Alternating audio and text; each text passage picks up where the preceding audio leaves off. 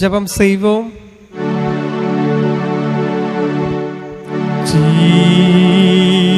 ஜீவனுள்ள தேவனே,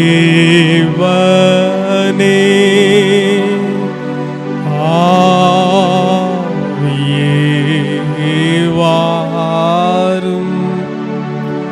ஜீவனுள்ள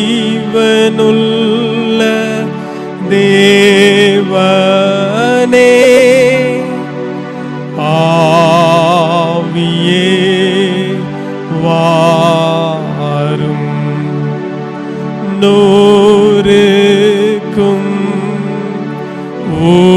ஊருக்கும் ஊருவாக்கி நீரப்பும். ஜீவனுள்ள தேவனே, ஆவியே வாரும். அன்பும் இரக்கமும் கிருபையும் நிறைந்த எங்கள் பரிசுத்த பிதாவே, மீண்டுமாய் ஒரு ஞாயிற்றுக்கிழமை ஆராதனைக்குள்ளாக நீர் எங்களை அழைத்து வந்தபடியினால் நாங்கள் உமக்கு நன்றி செலுத்துகிறோம். கடந்து போன வார நாட்களெல்லாம் உடைய தூய கிருபையின் கரம், பாதுகாப்பின் கரம், சுகமளிக்கும் கரம் எங்களுக்கு போதுமானதாக இருந்ததற்காக நன்றி செலுத்துகிறோம். இந்த கர்த்தருடைய நாளாகி இந்த நாளிலே உம்முடைய இல்லமாகி இந்த ஆண்டர்சன் நினைவாலயத்திற்குள்ளாக நாங்கள் ஒருங்கிணைந்து உம்மை போற்றி துதித்து பாடவும், உம்முடைய வார்த்தையை தியானித்து பார்க்கவும் எங்களுடைய விண்ணப்பங்களுடைய சமூகத்தில் ஏறெடுக்கும் கூடி வந்திருக்கிறோம். இந்த ஆராதனை முழுமையிலும் உம்முடைய தெய்வீக பிரசன்னம், உம்முடைய மெல்லிய சத்தம் எங்கள் மத்தியில இடைபடுவதாக ஜெபிக்கிறோம். இந்த முழுமையான ஆராதனையில் பங்கேற்க வேண்டும் என்று சொல்லி வாஞ்சித்து வந்த ஒவ்வொருவரையும் தனித்தனியாக பேர்பேராக நீர் ஆசீர்வதிக்கும்படியாய் ஜெபிக்கிறேன். ஆயத்தமாகி வந்து கொண்டிருக்கிறவர்களை துரிதமாய் அழைத்து வருவீராக. இயேசு கிறிஸ்துவின் வழியாக ஜெபிக்கிறோம் ஜீவனுள்ள நல்ல பிதாவே, ஆமென். இவ்வாராதனைக்கு ஆரோமா கிறிஸ்து சபை பாமாலையிலே 261வது பாமாலை அனைவரும் எளிமை நின்று பாடுவோம். கிறிஸ்து சபை பாமாலையின் 261. எல்லாருக்கும் மாவுன்னதர் கர்த்தாதி கர்த்தரே, மெய்யான தெய்வ மனிதர் நீர் வாழ்க இயேசுவே.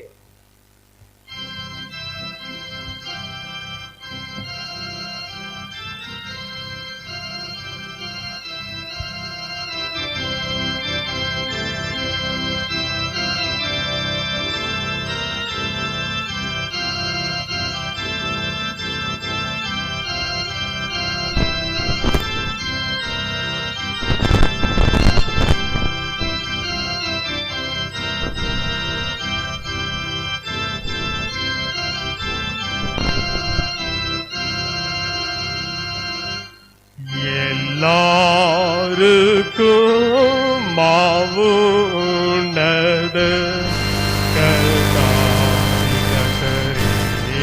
கர்த்தாதி கர்த்தரே, மெய்யான தெய்வ மனித நீரா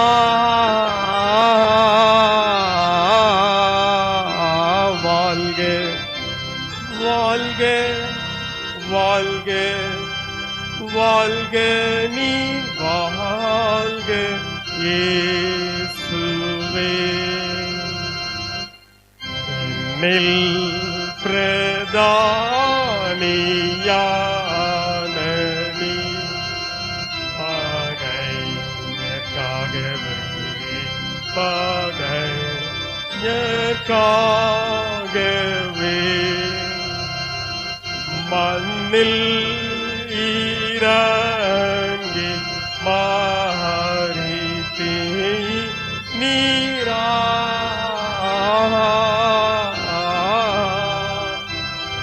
வாழ்க வாழ்க வாழ்க வாழ்க நீ வாழ்க இயேசுவே.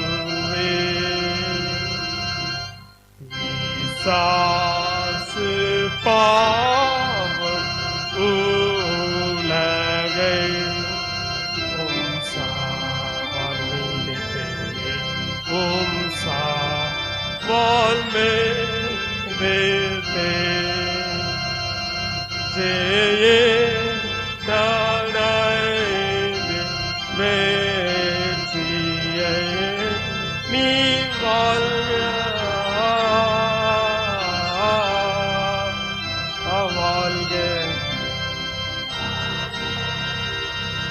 வாழ்க வாழ்க நீ வாழ்க இயேசுவே.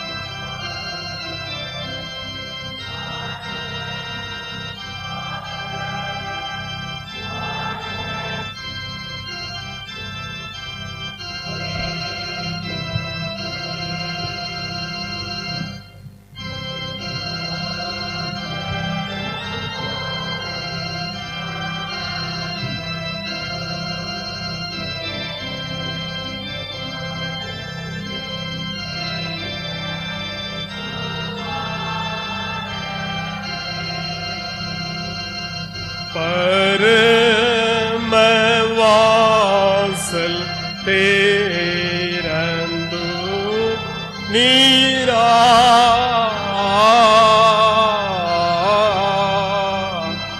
வாழ்க வாழ்க வாழ்க வாழ்க நீ வாழ்க இயேசுவே.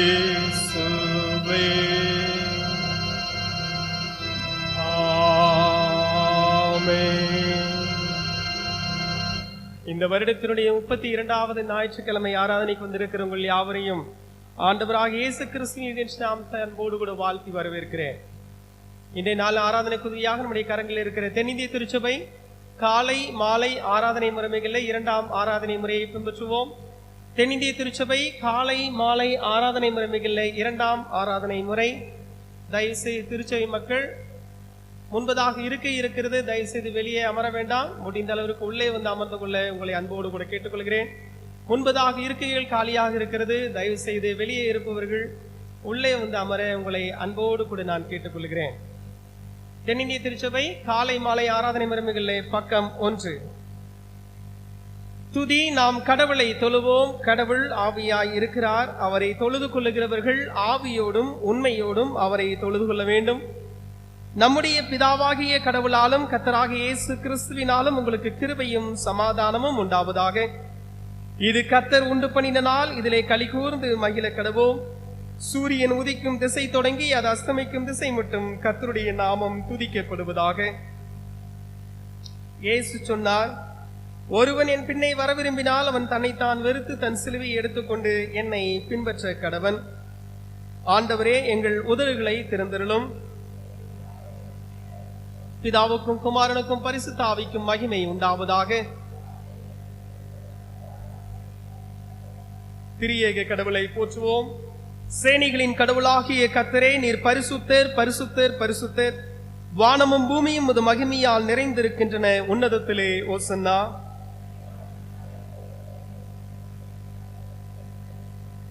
கடவுளே, நீர் பரிசுத்தர். சர்வ வல்லவரே, நீர் பரிசுத்தர். சாவாமை உடையவரே, நீர் பரிசுத்தர். ஆண்டவரே, எங்களுக்காக சிலுவையில் அறையுண்ட எங்கள் மீட்பரே, எங்கள் மேல் கிருபையாயிரும். பரிசுத்த ஆவியாகிய ஆண்டவரே, எங்கள் மேல் கிருபையாயிரும். ஆண்டவரே, எங்கள் ஜெபங்களையும் ஆராதனையும் ஏற்றுக்கொண்டு எங்கள் மேல் கிருபையாயிரும்.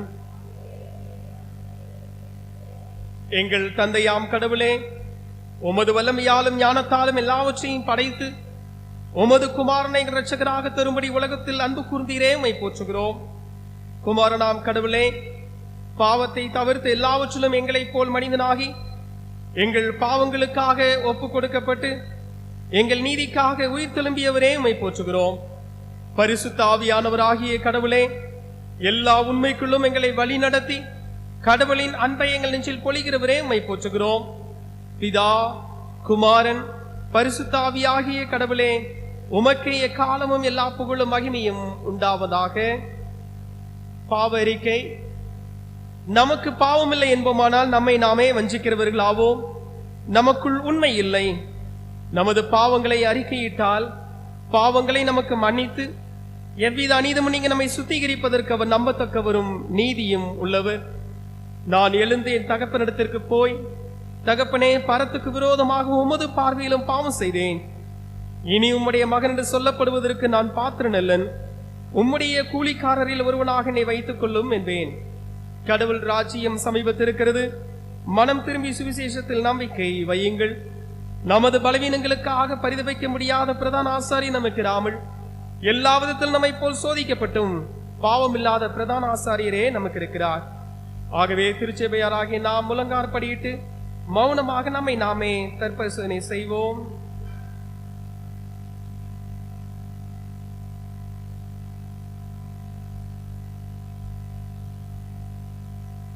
சர்வ வல்லமையுள்ள கடவுளிடத்தில் நாம் நமது பாவங்களை தாழ்மையோடு கூட அறிக்கை செய்வோம்.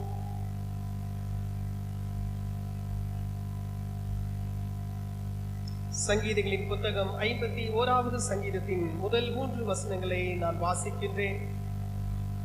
தேவனே, உமது கிருபையின்படி எனக்கு இரங்கும். உமது மிகுந்த இரக்கங்களின்படி என் மீறுதல்கள் நீங்க என்னை சுத்திகரியும். என் அக்கிரமம் நீங்க என்னை முற்றிலும் கழுவி, என் பாவவர் என்னை சுத்திகரியும். என் மீறுதல்களை நான் அறிந்திருக்கிறேன். என் பாவம் எப்பொழுதும் எனக்கு முன்பாக நிற்கிறது. தேவரீர் ஒருவருக்கே விரோதமாக நான் பாவம் செய்து உமது கண்களுக்கு முன்பாக பொல்லாங்கானதை நடப்பித்தேன். நீர் பேசும் போது உம்முடைய நீதி விளங்கவும், நீ நியாயம் தீர்க்கும் போது உம்முடைய பரிசுத்தம் விளங்கவும் இதை அறிக்கிடுகிறேன் என்று சொல்லி தாவீது அரசர் சொல்லுகிறார். இக்காலை தியானத்திற்கு நேராக ஆர்வத்தோடு கூட வந்திருக்கிற அன்பான திருச்சபையோரே, சங்கீதக்காரன் சொல்லுகிறது போல, என் மீறுதல்களை நான் அறிந்திருக்கிறேன். என் பாவம் எப்பொழுதும் எனக்கு முன்பாக நிற்கிறது.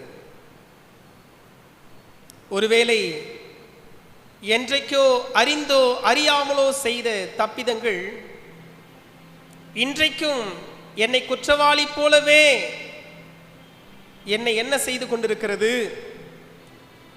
ஆண்டவருடைய பிரசன்னத்தை உணர்வதற்கு தடையாக இருக்கிறதே. என் பாவம் தானே எப்பொழுதும் எனக்கு முன்பாக நிற்கிறது. ஒரு உண்மையை நான் சொல்லட்டும். ஆண்டவருடைய இல்லமாகி இந்த ஆலயத்தில் ஆண்டவர் வீற்றிருக்கிறார். அவருடைய குமாரனாகிய இயேசு கிறிஸ்துவினுடைய சிலுவை நம் முன்பதாக இருக்கிறது. பாவம் நமக்கு முன்பாக நிற்க வேண்டிய அவசியம் இல்லை. அவர் நம்முடைய பாவங்களை முற்றிலுமாய் மன்னித்து மறந்து விட்டார். சாத்தானுடைய தந்திரமான யோசனை என்ன தெரியுமா?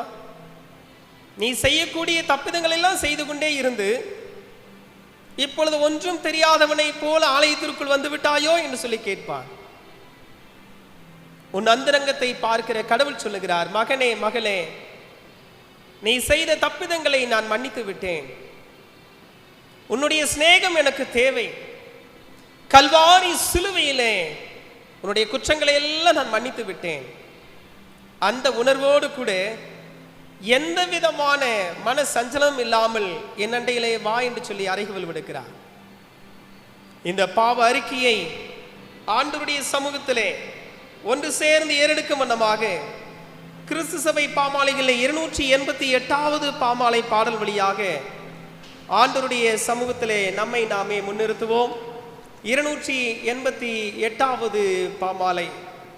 சுவாமியே, நான் எத்தனை பாவ பாதகங்களை செய்து வந்தேன் என்று நீர் நன்றாய் தூண்டி காட்டுவீர். இந்த பாடலை உணர்வுள்ள இருதயத்தோடு கூட இந்த அறிக்கையிலே பாடுவீர்கள் என்று சொன்னால் தேவனுடைய பெரிதான இரக்கத்தை நாம் பெற்றுக்கொள்ள முடியும். கிறிஸ்து சபை பாமாலையின் 288.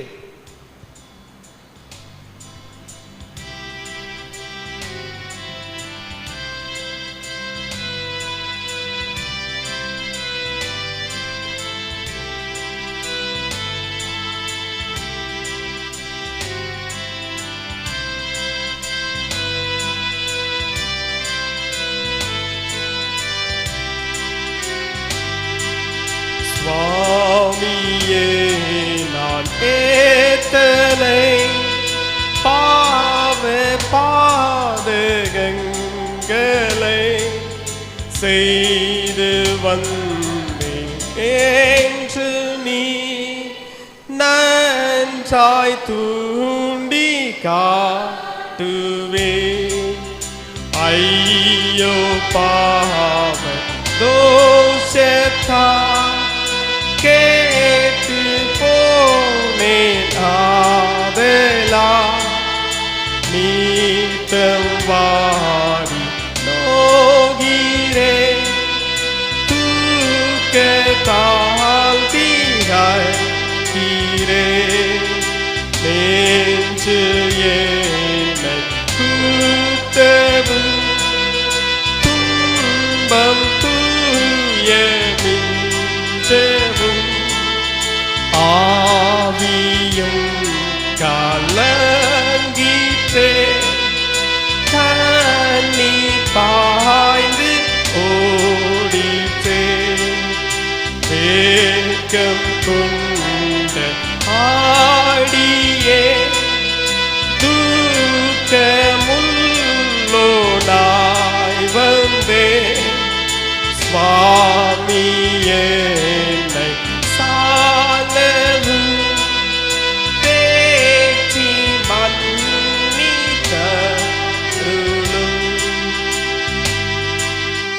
ஆமென். அன்பு திருச்சபையோரே, சாலவும் என்னை தேற்றி மன்னித்தருளும். நாம் ஆராதிக்கிற கடவுள் நம்மை மன்னிக்கிறவர் மாத்திரமல்ல, நம்ம கட்டளையிட்டருளி வாழ்க்கையை சீர்படுத்துவதற்கான காலத்தையும் தமது பரிசுத்த ஆவியின் கிருபையும் தேற்றுதலையும் தந்தருள்வாராக. ஆமேன். ஆண்டவரை துதியுங்கள். சபையார் அமர்வோமாக. இன்றைய நாளின் செய்திக்கு ஆதாரமான திருமறை பகுதிகளை வாசிக்க கேட்போம். முதலாவது திருமறை பகுதி மல்கியா தீர்க்கதரிசியின் புத்தகம், 2வது அத்தியாயம், வசனங்கள் 13 துவக்கம் 16 முடிய வாசிக்க கேட்போம்.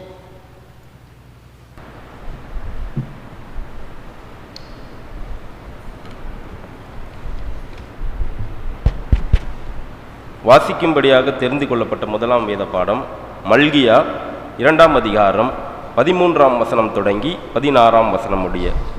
மல்கியா 2ஆம் அதிகாரம் 13ஆம் வசனம் முதல். நீங்கள் 2ஆம் தரமும் இதை செய்து கர்த்தருடைய பீடத்தை கண்ணீரினாலும் அழுகையினாலும் பெருமூச்சினாலும் நிரப்புகிறீர்கள். ஆகையால் அவர் இனி காணிக்கையை மதியார், அதை உங்கள் கையில் பிரியமாய் ஏற்றுக்கொள்ளவும் மாட்டார். ஏன் என்று கேட்கிறீர்கள். கர்த்தர் உனக்கும் உன் இளவயதின் மனைவிக்கும் சாட்சியாய் இருக்கிறார்.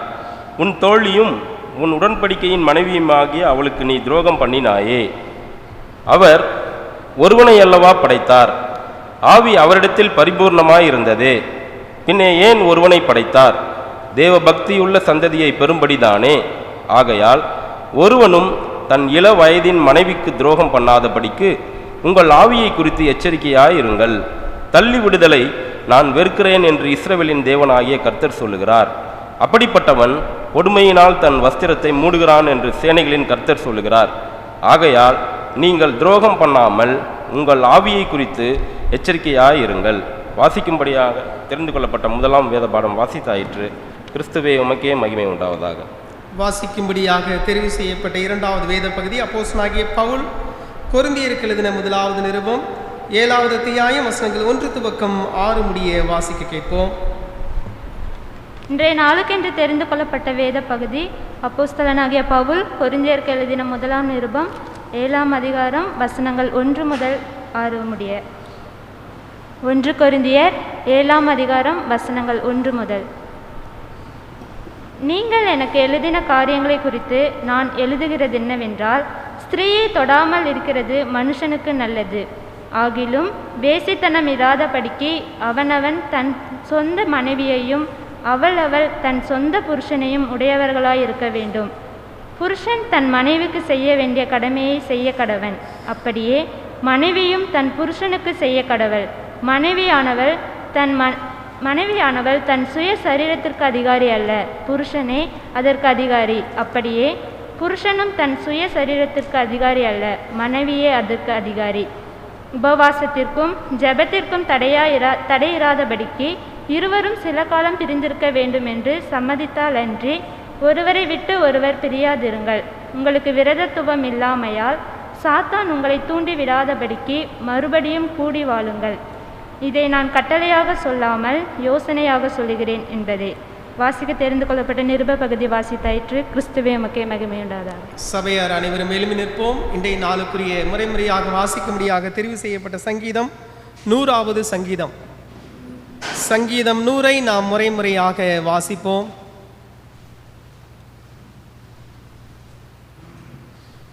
பூமியின் குடிகளே, எல்லாரும் கர்த்தரை கம்பீரமாய் பாடுங்கள்.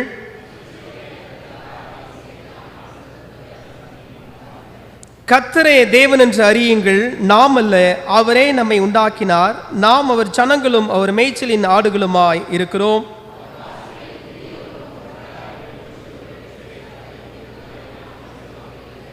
அனைவரும் சேர்ந்து வாசிப்போம். கர்த்தர் நல்லவர், அவருடைய கிருபை என்னென்றைக்கும், அவருடைய உண்மை தலைமுறை தலைமுறைக்கும் உள்ளது. பிதாவுக்கும் குமாரனுக்கும் பரிசுத்த ஆவிக்கும் மகிமையுண்டாவதாக.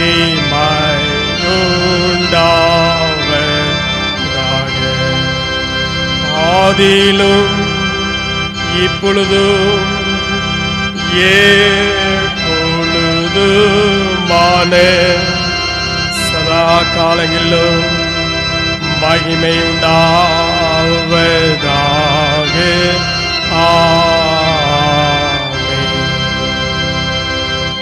இன்றைய நாளுக்குரிய நற்செய்தி பகுதி பரிசுத்த மார்க் எழுதின நற்செய்தி நூல் 10வது அத்தியாயம் திருவசனங்கள் 2 துவக்கம் 9 முடிய. மார்க்கு 10 2 துவக்கம் 9 முடிய. அப்பொழுது பரிசேயர் அவரை சோதிக்க வேண்டும் என்று அவரிடத்தில் வந்து, புருஷனானவன் தன் மனைவியை தள்ளி விடுவது நியாயமா என்று கேட்டார்கள். அவர் பிரதியுத்தரமாக, மோசே உங்களுக்கு கட்டளையிட்டு இருக்கிறது என்ன என்று கேட்டார்.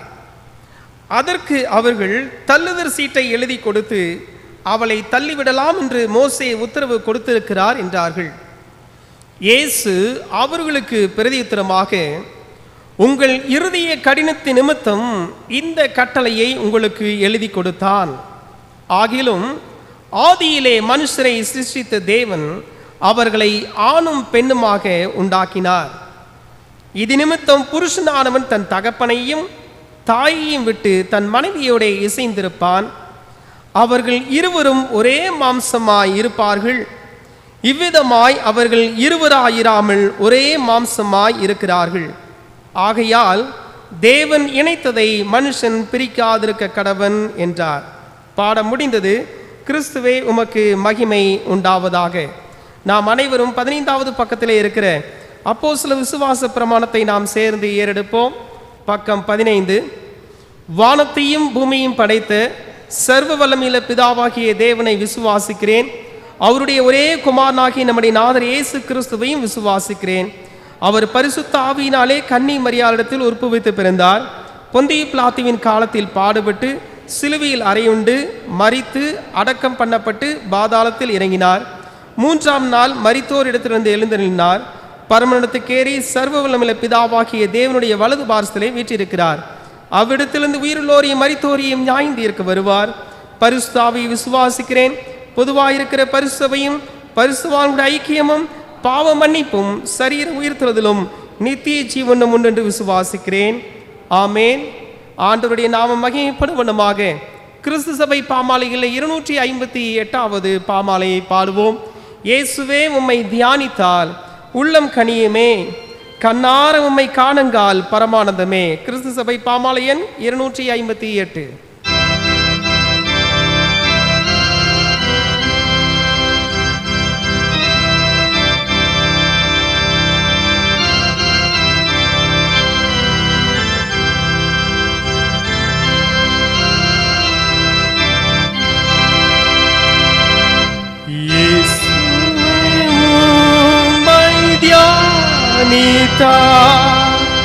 உள்ளம் காணியுமே, கண்ணார காணுங்க பரமானந்தமே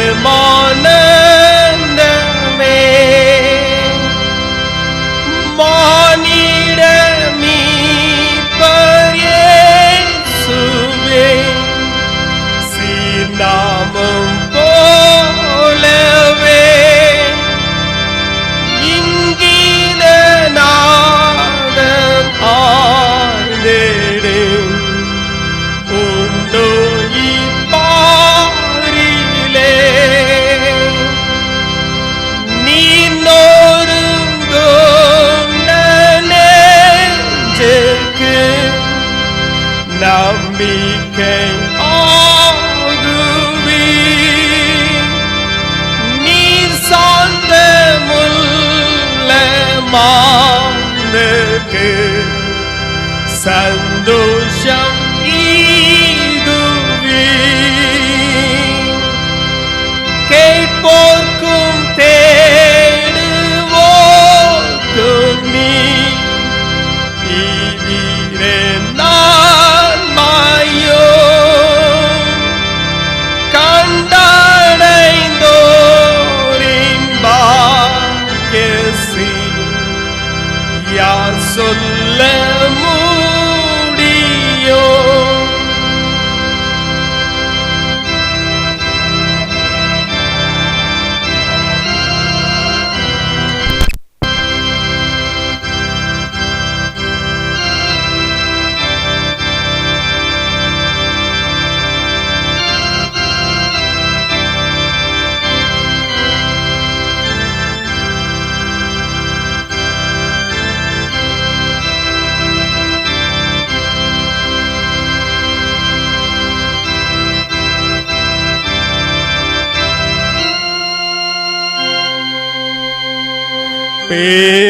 பேரின்பமும் நீரே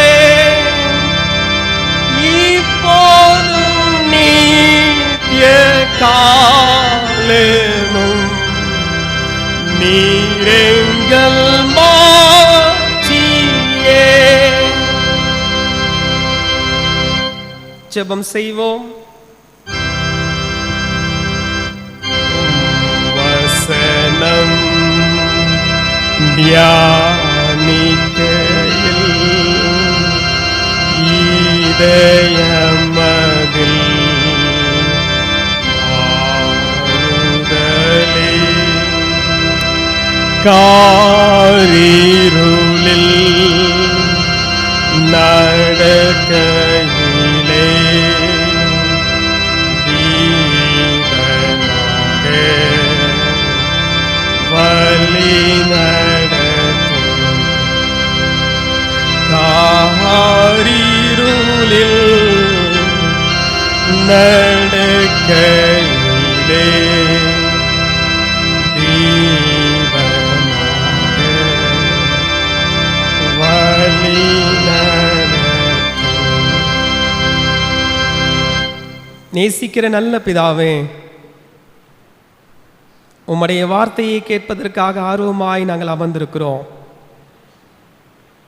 நீர் எங்களோடு கூட பேசுவீர் என்கிற நம்பிக்கையோடு கூட வந்திருக்கிறோம் ஐயா. எங்களுடைய வாழ்வின் நிலைகளிலே நாங்கள் இன்னும் எவைகளை சீர்படுத்தி கொள்ள வேண்டும், எவைகளை விட்டுவிட வேண்டும், எவைகளை இன்னும் அதிகமாய் கடைபிடிக்க வேண்டும் என்பதை உம்முடைய வார்த்தையின் வழியாக நீர் எங்களோடு கூட பேசுவீராக. உள்ளத்தை திறந்து கேட்கிற ஒவ்வொருவருக்கும் இது ஆசீர்வாதமாய் அமையட்டும். விதையாகிய சத்திய வசனமானது 30, 60, 100 பலனை தரட்டும் ஐயா. இந்த தியான வேலைக்கு இடையூறாக எங்களுடைய சிந்தைகள் சிதறாதபடிக்கு பரிசுத்த ஆவியானவர் எனது அன்பு திருச்சி மக்கள் ஒவ்வொருவரையும் உம்முடைய ஆலயக்குள்ளாக வைத்து வைப்பீராக. அடியேனை மறைத்து நீர் பேசும் இயேசு கிறிஸ்துவின் வழியாக ஜெபிக்கிறோம் ஜீவனுள்ள நல்ல பிதாவே, ஆமேன். ஆண்டவரும் உலக இரட்சகரும் ஆகிய இயேசு கிறிஸ்துவின் ஈடினேற்ற நாமத்தினாலே உங்கள் ஒவ்வொருவரையும் அன்போடு கூட வாழ்த்துகிறேன். கர்த்தருடைய பெரிதான கிருபையின் கரம் இந்த இக்கட்டான சூழ்நிலையின் மத்தியிலும் நம்மை கண்மணியைப் போல பாதுகாத்து வருகிறது. அதற்காக தேவனை நான் ஸ்தோத்தரிக்கிறேன். இன்றைய நாளிலும் கூட தென்னிந்திய திருச்சபையின் மாமன்றம் நமக்கு கொடுத்திருக்கிறதான தலையங்கம் திருமணத்தை மதியுங்கள் என்று சொல்லக்கூடிய தலைப்பு நமக்கு கொடுக்கப்பட்டிருக்கிறது. திருமணத்தை மதியுங்கள், ஹானர் மேரேஜ் என்று சொல்லி ஆங்கிலத்திலே அதற்கு மொழியாக்கம் செய்யப்பட்டிருக்கிறது.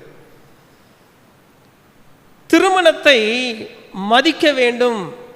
ஏன் மதிக்க வேண்டும், எதற்காக மதிக்க வேண்டும்? அப்படி அந்த திருமணம் என்கிற பந்தத்தை மதிக்கும் பொழுது நம்முடைய வாழ்விலே ஆண்டவர் தருகிற ஆசீர்வாதம் என்ன என்பதை குறித்து நாம் தியானிக்க போகிறோம். இந்த செய்தியை குறித்து நீங்கள் என்னோடு கூட பயணிக்கும் பொழுது அநேக நினைவலைகள் வரலாம். உங்களுடைய திருமண நாள் உங்களுக்கு நினைவுக்கு வரலாம். அல்லது ஒரு சிலர் எதுக்குடா திருமணம் செஞ்சோம் அப்படின்னு சொல்லியும் சிந்தித்து கொண்டு இந்த செய்தியை கேட்கலாம். இல்லை, எனக்கு இன்னும் ஒரு சில சந்தேகங்கள் இருக்கிறது, அந்த சந்தேகம் வேத வசனத்தின் அடிப்படையில் எனக்கு தீர்வு கிடைக்கும் என்று சொல்லி நீங்கள் கேட்கலாம். 3 வகையான நிலைகளிலே மக்களுடைய உள்ளங்கள் இந்த செய்தியினூடாக பயணிக்கும். திருமணம் என்று சொல்லும் பொழுதே அது ஒரு மங்களகரமான ஒரு நிகழ்வு தான். எல்லாவற்றிற்கு மேலாக திருமணம் என்பது தேவனால் ஏற்படுத்தப்பட்ட ஒரு திட்டம். அது ஆண்டவருடைய கையிலே இருந்து இந்த சமூகத்தின் மக்களுக்காக கொடுக்கப்பட்ட அளப்பரிய திட்டம். முதல் திருமணத்தை ஆண்டவரே செய்து வைத்தார். அவரே பெண்ணை உருவாக்கி ஏற்ற துணையாக ஆதாமுக்கு என்ன பண்ணுவேன், நான் கொடுப்பேன் என்று சொல்லி என்ன சொல்லியிருக்கிறாரு, துணையாக கொடுத்திருக்கிறார். மனைவியாக அல்ல, துணையாக.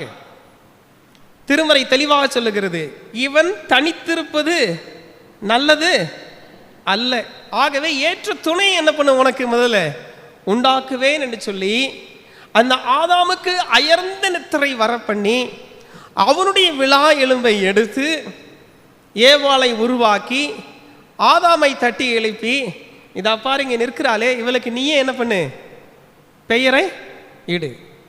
ஏவாள்னு சொல்லக்கூடிய பெயர் யார் வைத்தது தான்? ஆதாம் வைத்தது தான்.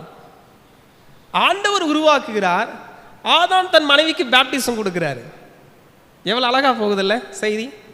இன்றைய நாளின் செய்திக்கான திறவுகோல் வசனத்தை அனைவரும் இணைந்து நாம் வாசிப்போம்.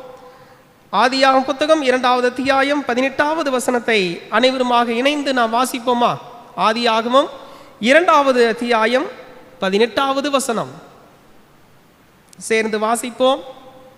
பின்பு தேவனாகிய கர்த்தர், மனுஷன் தனிமையாய் இருப்பது நல்லதல்ல, ஏற்ற துணையை அவனுக்கு உண்டாக்குவேன் என்றார். அல்லேலூயா, அல்லேலூயா. மனிதன் தனிமையாய் இருப்பது முதலாவது நல்லது அல்ல, ஏற்ற துணையை உண்டாக்குவேன். அப்படியானா அன்னகர்களாக்கி கொண்டவர்கள் அதுவல்ல, அவர்களுக்கு ஆண்டவர் ஒரு தனித்த ஆசீர்வாதத்தை வைத்திருக்கிறார். இன்றைக்கு இந்த செய்தியை கேட்கும் பொழுது திருமணத்திற்காக ஆயத்தப்பட்டு கொண்டிருக்கிற அருமையான வாலிபர்கள் கன்னிகள் செவி கொடுத்து கேளுங்கள். அல்லது திருமண பந்தத்திலே இன்னும் ஒரு விரிசல் எங்களுக்குள் வந்து கொண்டே இருக்கிறது, இதை எப்படி சீர் செய்வது என்பதற்கான பதிலும் இன்றைக்கு உண்டு. கவனமாய் கேளுங்கள். இவை அனைத்தும் என்னுடைய சொந்த வார்த்தைகளில் திருமறை வெளிச்சத்தின் அடிப்படையிலே தியானிக்க போகிறோம். திருமணம் என்று சொல்லும் பொழுதே நம்முடைய இந்திய கலாச்சாரத்திலே குறிப்பாக ஒருவனுக்கு ஒருத்தி என்பதுதான் இன்றைய நாள் வரைக்கும் இருக்கிறது. ஆனால் இப்பொழுது இந்த மேற்கத்திய கலாச்சாரம் இன்றைக்கு ஆணோடு ஆண் திருமணம் செய்து கொள்ளக்கூடிய அளவிற்கு என்ன ஆயிடுச்சு, நாகரிகம் வளர்ந்தது என்று சொல்வதா வீழ்ந்தது என்று சொல்வதா எனக்கு தெரியல.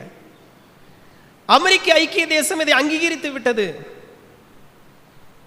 ஆனால் ஆண்டவர் இந்த திருமணத்தை குறித்து என்ன சொல்லுகிறார்? திருமணம் என்பது மனுக்குலத்தின் நன்மைக்காக கடவுளால் ஏற்படுத்தப்பட்ட ஒரு இணைப்பு. மனுக்குல மக்களுக்காக கடவுளால் ஏற்படுத்தப்பட்ட ஒரு இணைப்பு என்று சொல்லுகிறார். திருமண நிகழ்வு என்று சொன்னாலே மணமகன் மணமகள். இன்றைக்கும் நம்முடைய சமுதாயத்தில் இருக்கக்கூடிய மற்ற ஜனங்கள் நம்முடைய கிறிஸ்துவ விவாக ஆராதனையை பார்க்க வரும் பொழுது எவ்வளவு அழகாக இருக்கிறது உங்களுடைய ஆராதனை. அந்த திருமணம் பார்ப்பதற்கு அவ்வளவு நேர்த்தியாக, உங்களுடைய பாதிரியார் உங்களிடத்திலே அந்த விருப்பத்தை கடைசி வேளையில கூட கேட்கிறாரே. உடனடியாக நீங்கள் திருமண பதிவேட்டிலும் கையொப்பமிட்டு விடுகிறீர்களே. இது அநேக கிறிஸ்துவை சாராத மக்கள் சொல்லக்கூடிய ஒரு பாராட்டாகும். ஆனால் இன்றைக்கு வருத்தத்தோடு கூட ஒரு சென்சஸ் நமக்கு சொல்லப்படுகிறது. எந்த திருமணம் மிக மிக தெளிவாக ஆலயத்திலே வைத்து நடத்தப்படுகிறதோ அந்த திருமணத்தில் தான் இன்றைக்கு அநேக உடைவுகள், விரிசல்கள், பிளவுகள், பிரிந்து வாழ்கிற சூழ்நிலைகளும் இருக்கிறதாக சொல்லுகிறார்கள். இன்னும் ஒரு சில மறை மாவட்டங்களிலே இந்த திருமணத்திற்கு ஆயத்தமாக இருக்கிற வாலிபனையும் கன்னிகையும் வைத்து அமர வைத்து கவுன்சிலிங் கொடுத்து அவர்களுக்கு ஒரு சில வேத வசனத்தின் அடிப்படையிலான ஆலோசனை வகுப்புகளும் எடுக்கப்படுகிறது. ஆனாலும் ஒரு சில மாதங்கள், ஒரு சில வருடங்கள் கடந்து போன பிற்பாடு சிறிய சிறிய பிரச்சனைகள் நிமித்தமாக கருத்து வேறுபாடுகள் ஏற்பட்டு பிரிந்து பிளவுபட்டு வாழ்கிற தம்பதிகளையும் நான் பார்த்து கொண்டுதான் இருக்கிறேன். பாமர மக்களை விட மெத்த படித்தவர்களிடத்தில்தான் இன்றைக்கு இந்த இருமணமும் சேர்ந்து வாழ்வதற்குண்டான சாத்திய கூறுகள் இல்லை. நானும் சம்பாதிக்கிறேன், நீயும் சம்பாதிக்கிறேன், இருவரும் சமம் என்று சொல்லி இன்றைக்கு ஒருவருக்கொருவர் கருத்து மோதல்களை தொடுத்து கொண்டே இருக்கிறார்கள்.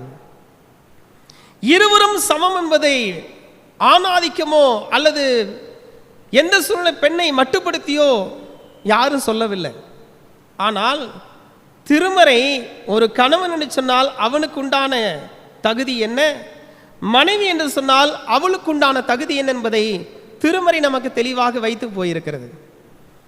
ஆகவே நண்பிற்குரிய திருச்செபியோரே, இந்த செய்தி ஒருவேளை கல்யாணத்தின் போது அந்த பதற்றத்தில் ஒழுங்காக கேட்கலினாலும் இன்றைக்கு நீங்கள் சற்று செவி கொடுத்து கேட்பீர்கள் சொன்னால் நிச்சயமாக உங்களுடைய குடும்ப வாழ்வு தலை தோங்கும்.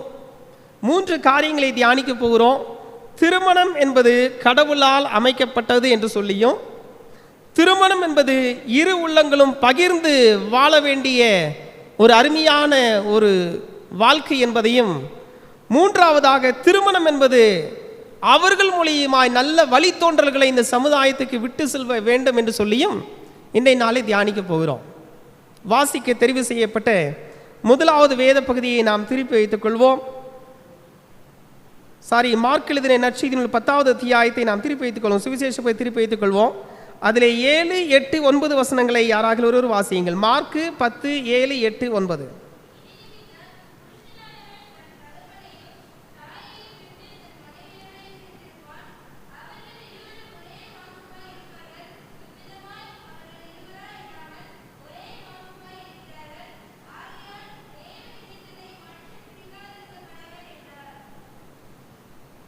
தேவன் இணைத்ததை மனிதன் பிரிக்காதிருக்க கடவன்.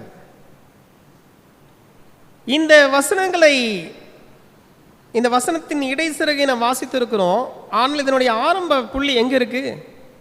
இயேசுவினிடத்திலே அவருடைய வாயிலிருந்து என்ன அந்த விவாகத்தை குறித்து அல்லது தள்ளிவிடுதலை குறித்து அவருடைய வாயிலிருந்து என்ன பதில் வருதுன்னு சொல்லி என்ன பண்றாங்க? டெஸ்ட் பண்றாங்க. அப்பொழுது இயேசு கிறிஸ்து கேட்கிறார், மோசே உங்களுக்கு என்ன சொல்லி இருக்கிறார்? உடனே இவங்க சொல்றாங்க, தள்ளுதிர் சீட்டை கொடுத்து என்ன பண்ணிடலாம், மனைவியை தள்ளி விட்டுறலாம். அதற்கு இயேசு சொல்லுகிறார், உங்களுடைய இறுதிய கடினத்து நிமித்தமாய் ஒருவேளை மோசே அந்த சூழல் அப்படி சொல்லியிருக்கலாம். ஆனால் ஆண்டவராகிய கர்த்தர் சொல்லுகிறார், ஆதியிலே மனுஷரை சிருஷ்டித்த தேவன் அவர்களை ஆணும் பெண்ணுமாக உண்டாக்கினார். இது நிமித்தம் புருஷனானவன் தன் தகப்பனையும் தன் தாயையும் விட்டு தன் மனைவியோட இசைந்திருப்பான். அப்படின்னா என்ன அர்த்தம்? நம்முடைய கலோக்கியல் லாங்குவேஜில் தனி கொடுத்தனும் வச்சிரு. ஒருவேளை வீடு பக்கம் பக்கமாக இருந்தாலும் பரவாயில்ல, என்ன பண்ணிடுங்க, தயவு செய்து தனி கொடுத்தனத்தை வச்சிருங்கன்னு சொல்லி திருமறை சொல்லுகிறது. விவாகம் செய்த பிற்பாடு அவர்களை தனித்து இருக்க என்ன பண்ணுங்க, நீங்கள் அனுமதியுங்கள். இன்றைய நாட்களில் பார்த்தா வீட்டுக்கு ஒரு பிள்ளை அல்லது 2 பிள்ளை வைத்திருக்கிறாங்க. ஆனால் இந்த ஒரு பிள்ளை 2 பிள்ளை வைத்திருக்கும் பொழுது, விவாகம் பண்ணி கொடுக்கும் பொழுது அநேக விதமான ஒரு பயம் பெற்றோர்களை வாட்டி வதைக்கிறது. எனக்கு தெரிந்தே அநேக பிள்ளைகள் நன்றாக படித்து நல்ல பணியில் இருக்கிறார்கள், அவருடைய லைஃப்ல எந்த விதமான பிரச்சனையும் இல்லை. ஆனால் இந்த திருமணம் என்கிற பந்தத்தில் அவர்களால் என்ன பண்ண முடியல, ஒரு ஜெயமான வாழ்க்கை வாழ முடியல. காரணம் என்ன தெரியுமா? பெற்றோர்களுடைய குறுக்கீடு. என் பிள்ளை அப்படி தான் இருப்பா, நீங்கள் தான் கொஞ்சம் அட்ஜஸ்ட் பண்ணி போகணும். சிறிய சிறிய பிரச்சனையாக இருக்கும். ஒருவேளை அந்த ஆணானவன் வீட்டில் காலையில் எழுந்தோன்னே ஒரு டீ குடிக்கிற வழக்கம் இருக்கலாம். திருமணமான பிற்பாடு டீ அவங்களுக்கு கிடைச்சிருக்காது. உடனே சொல்லிடுவார், என்ன ஒரு டீ கூட போட தெரியலையே. சிறிய சிறிய பிரச்சனைகள் இன்றைக்கு பெரிய பெரிய விஸ்ரூபம் எடுத்து பிளவுபட்டு கிடக்கிறார்கள். ஆனால் திருமறை சொல்லுகிறது, அவர்கள் இருவரும் முதல்ல எப்படி இருக்கணுமா? ஒரே மாம்சமாக இருக்கணும். 2 இருதயமாக இருந்தாலும் அது ஒன்று சேர்ந்து பயணிக்க வேண்டும். எப்படி ரயிலுடைய தண்டவாளங்கள் 2 ஒன்று சேர்ந்து செல்லுகிறதோ அதுபோல வாழ்க்கை என்கிற அந்த பயணத்திலே கணவன் மனைவி இருவரும் எப்படி இருக்கணுமா? ஒரே மாம்சமாக இருக்கணும். நான் சிறு பிள்ளையாக இருக்கும் பொழுதெல்லாம் தூர்தர்ஷன் டிவியில் ஒரு நிகழ்ச்சி நடக்கும், ஜோடி பொருத்தம்ங்கிற ஒரு நிகழ்ச்சி. அதில் மனைவியோ கணவனையோ முதலாவது அழைத்து, உங்கள் மனைவிக்கு பிடித்த புடவை என்ன புடவை, என்ன கலரு, என்ன விரும்பி சாப்பிடுவாங்க, அவர்கள் எந்த பூ அதிகமாக சூட்டிக்கொள்வான்னு சொல்லும் பொழுது இது போன்ற ஒரு 7-8 கேள்விகளை கேட்பாங்க. கேட்கும் பொழுது அதில் 7 கேள்விக்கு ஒரு 5 கேள்வி பதில் சொல்லிட்டு அவர் வின்னர். அப்படி எதுவுமே தெரியாமல் அந்த புருஷனானவன் நிற்கும் பொழுது அவன் அப்படியே என்ன பண்ண தெரியாமல் நிற்பான் பாருங்க. அப்பொழுது இருவரையும் ஒன்று சேர நிற்க வைக்கும் பொழுது வெக்கி தலைகுனிவான். இன்றைக்கும் அந்த நிகழ்வுகள் நடைபெற்றுக் கொண்டுதான் இருக்கிற ஒரு சில டிவி நிகழ்வாக. கணவன் மனைவி இருவரும் ஒரே மாம்சமாக இருப்பான்னு சொல்லி திருமறை நமக்கு சொல்லுகிறது. நான் உயர்ந்தவன், நீ எனக்கு கீழானவன் சொல்லவில்லை. ஆண்டவர் சொல்லுகிறார், நீ உனக்கு இணைக்கப்பட்ட அந்த மனைவியும் எப்படி இருக்கணும்? ஒரே மாம்சமுடையவர்களாக இருக்க வேண்டும். அவர்கள் இருவரும் ஒரே மாம்சமாய் இருக்க வேண்டும் என்பதையும், நான் உங்களை இணைத்திருக்கிறேன், ஆகவே நீங்கள் என்ன பண்ணக்கூடாது? பிரிந்து வாழக்கூடாது. ஒரு வீட்டினுடைய கட்டிடங்கள் அமைப்பதற்கு எப்படி இன்ஜினியரை திட்டமிட்டு ஒவ்வொரு காரியத்தையும் செய்கிறாரோ அதே போல தான் திருமணமும் கூட. பெண் பார்க்க போகக்கூடிய அந்த சூழலில் இருந்து விவாகம் முடிந்து நீங்கள் உங்களுடைய பிள்ளையை வேறொரு இடத்தில் குடித்தனம் அமைத்து வைக்கின்ற வரைக்கும் எல்லாவற்றையும் எப்படி தான் செய்யணும்? பார்த்து பார்த்து செய்யணும். இதில் எங்கேயாவது கொஞ்சம் பிசுறுத்துட்டுனா கூட என்ன ஆயிரும்? உறவின் மக்களால் மிகப்பெரிய வசை சொல்லுக்கு ஆளாகி விடுவோம். அடிக்கடி இந்த பழமொழி சொல்லுவாங்க, கல்யாணத்தை பண்ணிப்பார், வீட்டை கட்டிப்பார். இவை இரண்டுமே ஒரு மனிதனுடைய வாழ்க்கையிலே சவால் நிறைந்த பணிகள். ஆனால் ஆண்டவர் சொல்லுகிறார், திருமணம் என்பது ஒரு உடன்படிக்கை. அந்த உடன்படிக்கையை நாம் என்ன பண்ணக்கூடாது? மீறக்கூடாது. நீங்கள் கிறிஸ்துவ திருமணத்திற்கு நீங்கள் செல்வீர்கள் என்று சொன்னால் ஒரு சில வாக்குறுதிகள்லாம் கேட்பாங்க. கேட்டுட்டு சொல்லுவாங்க, கடவுள் இணைத்ததை மனிதன் பிரிக்காதிருக்க கடவன். 1000 பிரித்து விடுறாரு. கருத்து மோதல்கள், ஒரு சில முரண்பாடான சூழல்கள் வரும்போது எங்கே போயிடுறாங்க? நீதிமன்றத்துக்கு போயிடுறாங்க. அங்கே போய் நீதிமன்ற வழக்கிலே என்ன பண்ணுறாங்க? அவர்களுக்கென்று 2 புறமும் வக்கீல்களை வைத்து வழக்கு தொடுத்து பிரிந்து விடுகிறார்கள். அதுவும் கிறிஸ்துவ மார்க்கத்தில் இன்றைக்கு மிக மிக சர்வ சாதாரணமாகவே நடைபெறுகிறது. ஆனால் ஆண்டவராகிய கர்த்தர் சொல்லுகிறார், திருமணம் கடவுளால் அமைக்கப்பட்டதாக இருப்பதினாலே அந்த விவாகம் நடைபெற்ற பிற்பாடு அதை பிரிப்பதற்கு யார் என்ன பண்ணக்கூடாது?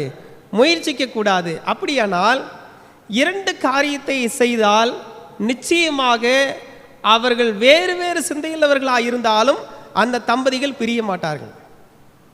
டிப்ஸ் சொல்றேன், கேட்டுக்கோங்க. முதலாவது, பெற்றோர்களாகி நீங்கள் உங்கள் பிள்ளைக்கு ஒரு மணமகனையோ மணமகளையோ தேடும் பொழுது ஜெபத்தோடு கூட என்ன பண்ண முதல்ல தேட வேண்டும். உங்களுடைய பிள்ளையினுடைய உண்மை மனநிலை என்ன என்பது பெற்றோர்களாகிய உங்களுக்கு தான் தெரியும். உங்கள் பிள்ளையை குறித்த சுய மதிப்பீடு உங்களுக்கு தான் நன்றாக தெரியும். நீங்கள் புரோக்கரை வச்சு பார்க்கணுங்கிற அவசியமே கிடையாது, ஆயிரட்ட போய் சொல்லிட்டுங்கிற அவசியமே கிடையாது. நீங்கள் முதலாவது என்ன பண்ணணும்? உங்கள் பிள்ளையினுடைய திருமணத்திற்காக ஒரு 18 வயது ஆயிடுச்சா என்ன பண்ணுங்க, ஜெபிக்க ஆரம்பித்து விடுங்கள். அதே போல அந்த ஜெபத்தை செய்வது உங்களுடைய பிள்ளையும் அந்த ஜெபத்தில் இணைத்து என்ன பண்ணுங்க, ஜெபித்து கொண்டே இருங்கள். உங்களுடைய பிள்ளை இந்த காரியத்திற்காக ஜெபித்து ஆயத்தப்படுவாள் என்று சொன்னால், உங்களுடைய ஸ்பிரிச்சுவல் மெச்சூர்டு, அதாவது உங்களுடைய குடும்பத்தில் இருக்கிற ஆவிக்குரிய முதிர்ச்சி எதிர்பாலுணர்வதில் இல்லை என்று சொன்னாலும் உங்கள் பிள்ளை என்ன ஆயிரும், அங்கே ஃப்ளெக்சிபிளாக என்ன ஆகும், எல்லா விதமான பிரச்சனையும் டேக்கிள் பண்ணி போகும். நீங்கள் அந்த பிள்ளையை அணுகின விதம் ஒரு விதமாக இருக்கும். ஆனால் அவள் குடிபோகிற வீட்டிலே அந்த பிள்ளையினுடைய சூழ்நிலைகளோ எதிர்பார்ப்புகளோ முற்றிலுமாய் மாறி போயிருக்கும். ஆனால் உங்கள் பிள்ளை ஜெபத்தோடு கூட இந்த விவாகத்திற்குள் நுழையும் பொழுது கடவுள் சொல்வார், நான் உனக்கு போதித்து என்ன பண்ணுவேன், நீ நடக்க வேண்டிய வழி உனக்கு புகுந்த வீட்டில் நான் சொல்லிக் கொடுப்பேன். இன்றைக்கு எத்தனை பெற்றோர்கள் இந்த திருமணம் கடவுளால் அமைக்கப்பட்டது என்பதை மறந்து போய் அப்படி ஒன்று வாழ்ந்துங்கிற அவசியமே கிடையாது, வா நான் உன்னை கூட்டிட்டு போறேன். எத்தனை பேருடைய வீடுகளிலே திருமணம் மிக மிக அழகாக நேர்த்தியாக பல லட்சங்களை இறைத்து அதை செய்கிறோம். ஆனால் அந்த திருமண நிகழ்வுக்கு பிற்பாடு எத்தனை தம்பதிமார்கள் சந்தோஷமாக இரண்டு பெற்றோர்களும் சந்தோஷப்படும்படியாக வாழ்ந்து கொண்டிருக்கிறார்கள். ஆண்டவராகிய கர்த்தர் சொல்லுகிறார், தேவன் இணைத்ததை மனிதன் என்ன பண்ணக்கூடாது, பிரிக்கக்கூடாது. அது எப்பேற்பட்ட சூழ்நிலையாக இருந்தாலும், மனைவி ஒரு தற்பெருமை உள்ளவளாக இருந்தாலும் சரி, அல்லது கணவன் குடிப்பழக்கத்திற்கு அடிமையானவனாக இருந்தாலும் சரி, உங்கள் பிள்ளை முழங்காலில் ஜெபிக்கிறவளா இருந்தால் அவன் குடிப்பழக்கத்தில் என்ன ஆயிருமா, மாறி விடுவான். இவள் தற்பெருமை உள்ளவளாக இவள் இருப்பாள் என்று சொன்னால், உன் கணவன் தொடர்ந்து ஜெபிப்பான் என்று சொன்னால் அவருடைய குணங்களை என்ன பண்ணுவார், ஆண்டவர் மாற்றி விடுவார். உண்மையா இல்லையா? உண்மைதானே? அல்லேலூயா சொல்லுங்க. ஒருவேளை நீங்கள் எதிர்பார்ப்பது போல உங்களுக்கு கணவன் அமைந்திருக்காது. முகத்தை பார்த்தா அழகா தான் இருக்கு, ஆனால் குணம் எப்படி இருக்குது, குரங்கு குணமா இருக்குதையா. உங்ககிட்ட பேசும்போது நல்லா தான் பாஸ்டர் பேசுவார், ஆனால் அவருடைய இன்னொரு முகம் இருக்கு. அந்த இன்னொரு முகத்தை ஆணாலையும் மாற்ற முடியும், பெண்ணாலையும் மாற்ற முடியும். ஒவ்வொருவர் வளர்ந்த விதம் ஒவ்வொரு விதமாக இருக்கலாம். அந்த பூரணமான சகிப்புத்தன்மை, விட்டு கொடுத்தல், எல்லாவற்றையும் கடந்து அவளை நேசிக்க வேண்டும் என்கிற உணர்வு எப்பொழுது வரும் என்று சொன்னால், இந்த திருமறையை உயர்த்தி பிடிக்கும் பொழுது, இவள் தான் எனக்காக நியமிக்கப்பட்டவள் என்று சொல்லி அதை மனப்பூர்வமாக ஏற்றுக்கொள்ளும் பொழுது, பிரிந்து வருவதற்குண்டான மனது இருவருக்கும் முதலாவது வராது. ஏனென்று சொன்னால், திருமணம் என்பது யாரால் அமைக்கப்பட்டது? யாரால் அமைக்கப்பட்டதுங்க? கடவுளால் அமைக்கப்பட்டது. இப்ப சொல்லுங்க, ஆண்டவரே இப்படி ஒரு கணவனை எனக்கு கொடுத்ததற்காக நன்றின்னு சொல்லுங்க. புருஷர்களை நீங்களும் சொல்லுங்க, இப்படி ஒரு மனைவி எனக்கு கொடுத்ததற்காக நன்றின்னு சொல்லுங்க. 40-50 வருடங்களுக்கு முன்பதாக கணவன் மனைவி எப்படி தெரியுமா நடந்து போனாங்க?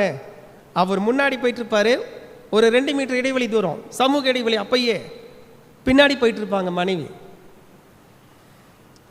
ஒரு 40 வருடங்களுக்கு பின்பு, ஒரு 10 வருடங்களுக்கு இந்த சூழ்நிலையில் பார்க்கும் பொழுது இருவரும் சரிசமமாக நடந்து போனதை பார்க்க முடிந்தது.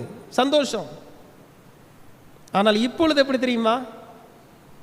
யார் வருவாய் அதிகமாக ஈட்டுகிறார்களோ அவர்கள் குடும்பத்தின் தலைவராக கூட மாறி போயிடுறாங்க. வேடிக்கையான ஒரு சம்பவம், நகர்ந்த ஒரு சம்பவத்தை சொல்கிறேன். அந்த வீட்டினுடைய முக்கியமான பொறுப்புகள் எல்லாவற்றையும் அந்த வீட்டுக்கார அம்மா தான் பார்ப்பாங்க. அவர் அதிகமாக எதுவும் செய்ய மாட்டார், அவர் சம்பாதிப்பார், அவ்வளோதான். மற்ற எல்லா காரியங்களையும் பொறுப்பு இவர் தான். அந்த ரேஷன் கடை அட்டையில் குடும்ப தலைவர் பேர் யார் போட்டிருக்குன்னா அவருடைய பேர் போட்டிருக்கு. ஐயா நீங்கள் தானே குடும்ப தலைவர். அதெல்லாம் ஒன்றும் இல்லைங்கய்யா, ரேஷன் கார்டில் தான் அப்படி போட்டிருப்பாங்க, மற்றது எல்லாம் அவங்க தான். அம்மா என்ன சொல்கிறாங்களோ அதை நான் கேட்டுக்குவேன், அதுதான் ஏன் நல்லது. அம்மா என்ன சொன்னாலும் கேட்பதும் சரிதான், ஐயா என்ன சொன்னாலும் கேட்பதும் சரிதான். நான் என்ன சொல்றேனோ அதை செய்யணும், போயிட்டே இரு அப்படின்னு சொல்லக்கூடாது. கிறிஸ்துவ மார்க்கத்திலே திருமணம் என்பது ஏதோ மற்றவர்களால் பார்த்து முடிவெடுக்கப்பட்ட ஒன்றாக இருந்தாலும், பத்திரிகையில மேல போட்டுக்கிறோம்ல இந்த காரியம், கத்தரால் வந்தது நாக்கூசாம போட்டுக்கிறோம் இல்லையா. அது உங்க மாமன் மகளாகட்டும், மாமன் மகளாகட்டும், அல்லது லவ் மேரேஜ் ஆகட்டும், லவ் கம் அரேஞ்ச் மேரேஜ் ஆகட்டும், எதுவாக இருந்தாலும் சரியே, கடவுள் உங்களை இணைத்திருக்கிறார். நம்முடைய கலாச்சாரத்துக்கு ஒரு உயர்வு உண்டியா? மேற்கத்திய கலாச்சாரம் கிடையாது. நம்முடைய கலாச்சாரம் ஒரு பண்பட்ட கலாச்சாரம். உங்களுடைய பிள்ளையை நீங்க எப்படி வேணாலும் வளர்த்துருங்க, ஆனால் 13 வயதுக்குள்ளாக உங்களுடைய பிள்ளை ரட்சிப்புக்குள் வந்துவிட்டால், அதன் பின்பதாக உங்கள் பிள்ளை எல்லா சூழலுக்கும் ஜெபிக்க கற்றுக்கொண்டு விட்டால், எப்பேற்பட்ட சூழ்நிலையிலும் ரட்சிக்கப்படாத ஒரு மகனை கட்டி வைத்தால் கூட என்ன பண்ணிடுவா? அவளை ரட்சிப்புக்குள் நடத்திடுவா. அதுதான் ஆசீர்வாதம். அதுதான் ஆசீர்வாதம். நீங்க 100 பவுனை போட்டு ஒரு பென்ஸ்காரை வாங்கி கொடுத்து எல்லாம் கொடுத்தாலும், ஃபுல்லா ஏசி போட்டு உள்ள உட்கார்ந்தாலும் உள்ளுக்குள்ள எரியுதையா கத கத கதன்னு என்ன பண்ணுவீங்க? என்னமோ தெரியல, அவங்க 2 பேரும் முகமும் சரியில்லை. எத்தனை பெற்றோர்களுடைய கண்களில் கண்ணீர் தெரியுமா? உடனே சொல்லுவாங்க தம்பிமார்கள், டேய் எப்படா கல்யாணம் பண்ண போற? ஐயோ கல்யாணமா? அதெல்லாம் வேண்டாம்ப்பா, இப்பெல்லாம் எனக்கு எது வேண்டாம், இன்னும் வேலையே ஒழுங்கா இல்லை. இரண்டாவதாக நான் சொல்ல முடியும், திருமணம் என்பது வாழ்வை பகிர்ந்து கொள்ளுதல். இன்றைக்கு கணவன் மனைவியுடைய ஒரு பகிர்வு இருக்கா? இவர் சொல்றதா அவங்க கேட்கணும், அல்லது அவங்க சொல்றதா இவர் கேட்கணும்? இல்லை. இவர்கள் இருவரும் ஒரே மாம்சமாக இருக்கிறார்கள். ஈக்குவல் ரைட்ஸ் உண்டு இவர்களுக்கு. தற்போதைய தமிழக அரசு பெண்களுக்கும் ஈக்குவலாக என்ன பண்ணணும்னு சொல்லியிருக்காங்க, அசட்டில் உரிமை உண்டுன்னு சொல்லியிருக்கிறாங்க. ஏற்கனவே வந்த ஒரு சட்டம் தான். இப்பொழுது நேற்று திருப்பூர் பகுதியில் நடைபெற்ற ஒரு சம்பவம், அது ஒரு தலையங்க செய்தியாக வந்து கொண்டே இருக்க. எத்தனை பேர் கேட்டிருக்குன்னு சொல்லி தெரியல. ஈக்குவல் ரைட்ஸ் இருக்கு, பெண்களுக்கு இடஒதுக்கீடு இருக்கு. வாசிப்போம் 1 கொரிந்தியர் 7வது அத்தியாயம் 3-4 வசனங்கள். 1 கொரிந்தியர் 7வது அத்தியாயம் 3 மற்றும் 4வது வசனங்கள்.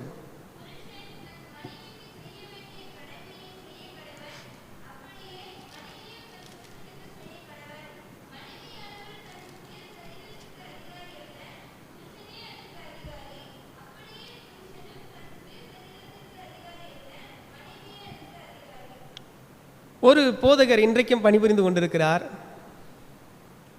ஆலயத்திற்கு செல்லும் போதெல்லாம் சனிக்கிழமை தோறும் மனைவிட்ட கேட்பாராம், ஏம்மா நாளைக்கு நான் எந்த பேண்ட் ஷர்ட் போடணும் கொஞ்சம் எடுத்து வை. எப்படி? ஆயர் யார் இடத்துல கேட்குறாரு? அந்த அம்மா சொல்லுவாங்களா, நீங்கள் என்ன இருந்தாலும் மேலே கேசட் தானே போட்டுக்க போகிறீங்க, ஏதோ ஒரு பேண்ட் ஷர்ட்டை போட்டு போங்களே, திருமணமான புதிதில். ஆனால் அவர் அந்த ஆலயத்திலே ஒரு உயர்வான நிலையில் இருந்தாலும் தன் மனைவியினிடத்தில் அநேக காரியங்களை அவர் பகிர்ந்து கொள்வாராம். இன்றைக்கு நான் கொடுத்த செய்தியில் ஏதாவது கொஞ்சம் தப்பிதமாக ஏதாவது பேசியிருந்தா சொல்லுமா, நான் திருத்திக்கிறேன். அந்த அம்மாவும் அப்போ தான் வேதத்தையே வாசிக்க ஆரம்பிச்சிருக்கிறாங்க பாருங்க. இப்படி அந்த ஆலயத்தின் ஆயர் ஆலயத்தில் மாத்திரம் ஆயராக இருந்து தன் மனைவியை பார்க்கும் பொழுது, ஒரு சக மனிதனாக உன் கணவனாக இருந்து நான் கேட்கிறேன்னு சொல்லும் பொழுது அவருடைய குணநிலைகள் மாறி போனது. இங்கே திருமறை வசனம் சொல்லுகிறது. நான் இந்த லாக்டவுன் வரத்துக்கு முன்னாடி அநேக வீடுகளில் இந்த வசனத்தை குறித்து தியானித்தேன். இருவரையும் அமர வைத்து தியானித்தேன். இருவரிடத்துல கேட்டேன், அம்மா உங்க கணவருக்கு பிடிச்சது என்னம்மா? எல்லா வீடுகளையும் ஒரு 20 வீடு 25 பார்த்துருப்பேன். எல்லா வீடுகளும் சொல்லக்கூடிய ஒரே பதில், அவருக்கு பிரியமானது செஞ்சா போதியா. என்னம்மா குழம்பு அவர் நல்லா சாப்பிடுவார்? ஐயா நான் கோழிக்குழம்பு வச்சு அவர் நல்லா சாப்பிடுவார். இன்றைக்கு இந்த விதமான சம்பாஷணைகள் உங்களுடைய வீட்டில் நடக்குதா? நீ எதுவும் பேச வேண்டாம், நான் சொல்கிறது கேளு. உடனே இந்த அம்மா என்ன பண்ணுவாங்க, சமையல் ரூமில் போய் நான் சொல்கிறது எதுவுமே கேட்கல, அப்புறம் நான் எதுக்கு உன்னையை கட்டிட்டு அழுகணும், எதையோ எடுத்துக்கொண்டு வா, எதையோ ஒன்று சமைச்சு கொடுக்குற, எதையோ தின்னுட்டு தூங்குவோம் போ, இல்லையா? இப்பேற்பட்ட வார்த்தைகளும் இன்றைக்கு குடும்பத்தில் ஓடிக்கொண்டு தான் இருக்கு. ஆனால் இங்கே வசனம் சொல்லுகிறது, புருஷன் தன் மனைவிக்கு செய்ய வேண்டிய கடமையை செய்ய கடவன், அப்படியே மனைவியும் தன் புருஷனுக்கு செய்ய கடவன். கடமை என்று சொல்லி ஒன்று இருக்கு. உன் மனைவிக்கு செய்ய வேண்டிய ஒரு சில கடமைகள் இருக்கு, அதை சபை சங்கத்துக்குள்ள சொல்ல முடியாது. உன் மனைவியினுடைய பலகீனத்திலே சுகவீனத்திலே புருஷனானவன் நீ செய்ய வேண்டிய கடமை நீ செய்தான். நீ கலெக்டராக இருந்தாலும் சரி, நீ ஆயராக இருந்தாலும் சரி, அல்லது நீ எப்பேற்பட்ட ஒரு எம்எல்ஏவாக இருந்தாலும் சரி, நீ கரம் பிடித்த மனைவிக்கு செய்ய வேண்டிய கடமையை செய்ய வேண்டிய பொறுப்பு ஒவ்வொரு புருஷனுக்கும் உண்டு. இன்னைக்கு நிறைய பேர் என்ன தெரியாம பண்றாங்க, சம்பளத்தை வாங்கிட்டு கொடுத்துறாங்க, உனக்கு என்னென்ன செஞ்சுக்கப்போ. ஒரு சிலர் நீ என்ன வேணுமோ என்கிட்ட கேளு, நான் வாங்கி தரேன். திருமணமான நாளிலிருந்து என் மனைவி என் மீது வைத்திருக்கிற ஒரு குற்றச்சாட்டம் தெரியுங்களா? என்னைக்காவது ஆலயத்துக்கு ஒரு பூ வாங்கி தரணும் யோசிக்கிறியா நீ? என்னைக்கு நான் வந்து பூ வாங்கலாம்னு சொல்லி போறேனோ அன்னைக்கு தான் ஒரு முளை 100 ரூபான்னு வைப்பான். யோசித்து பாருங்க. 20 ரூபா 30 ரூபாய்க்கு விற்கும் போதெல்லாம் அவளையும் வாங்கிக்குவாங்க. ஆனால் என்னைக்கு 100 ரூபாய் நான் ஒன்றுமே பேச மாட்டேன். 100 ரூபாலும் சரி, முதல்ல இந்த ஒரு முளை பூ தலையில் வச்சிரு. இன்னைக்கு நான் எப்படி நிற்க முடியும்? அப்பா எங்கள் வீட்டுக்காரர் எனக்கு செய்ய அற்பமான ஒரு சில காரியங்கள் தான் கேட்குறாங்க. துணி எடுக்கிற கடை கூட்டிட்டு போவாங்க பாருங்க, நிறைய ஆண்கள் முகம் சுருங்கி போய் ஒரு சேரில் உக்காந்துக்குவாங்க. சொல்லப்போனால் அப்போ தான் பைபிளே படிப்பாங்க. சொல்லப்போனால் அப்போ தான் தனி தியானத்துக்குள்ளே இறங்கிடுவாங்க. உங்கள் மனைவியோடு கூட சென்று, ஏங்க இந்த புடவை நல்லா இருக்குதா? அது ஒரு சில மனைவிகள் டெஸ்ட்டே வைப்பாங்க.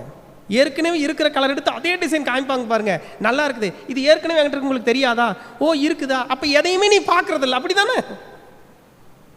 துணி எடுத்து போடுக்கிற அந்த கடைக்காரங்க சொல்லுவாங்க, அம்மா சண்டை போடாதீங்க, ஏதோ ஒன்று எடுத்துட்டு போங்க.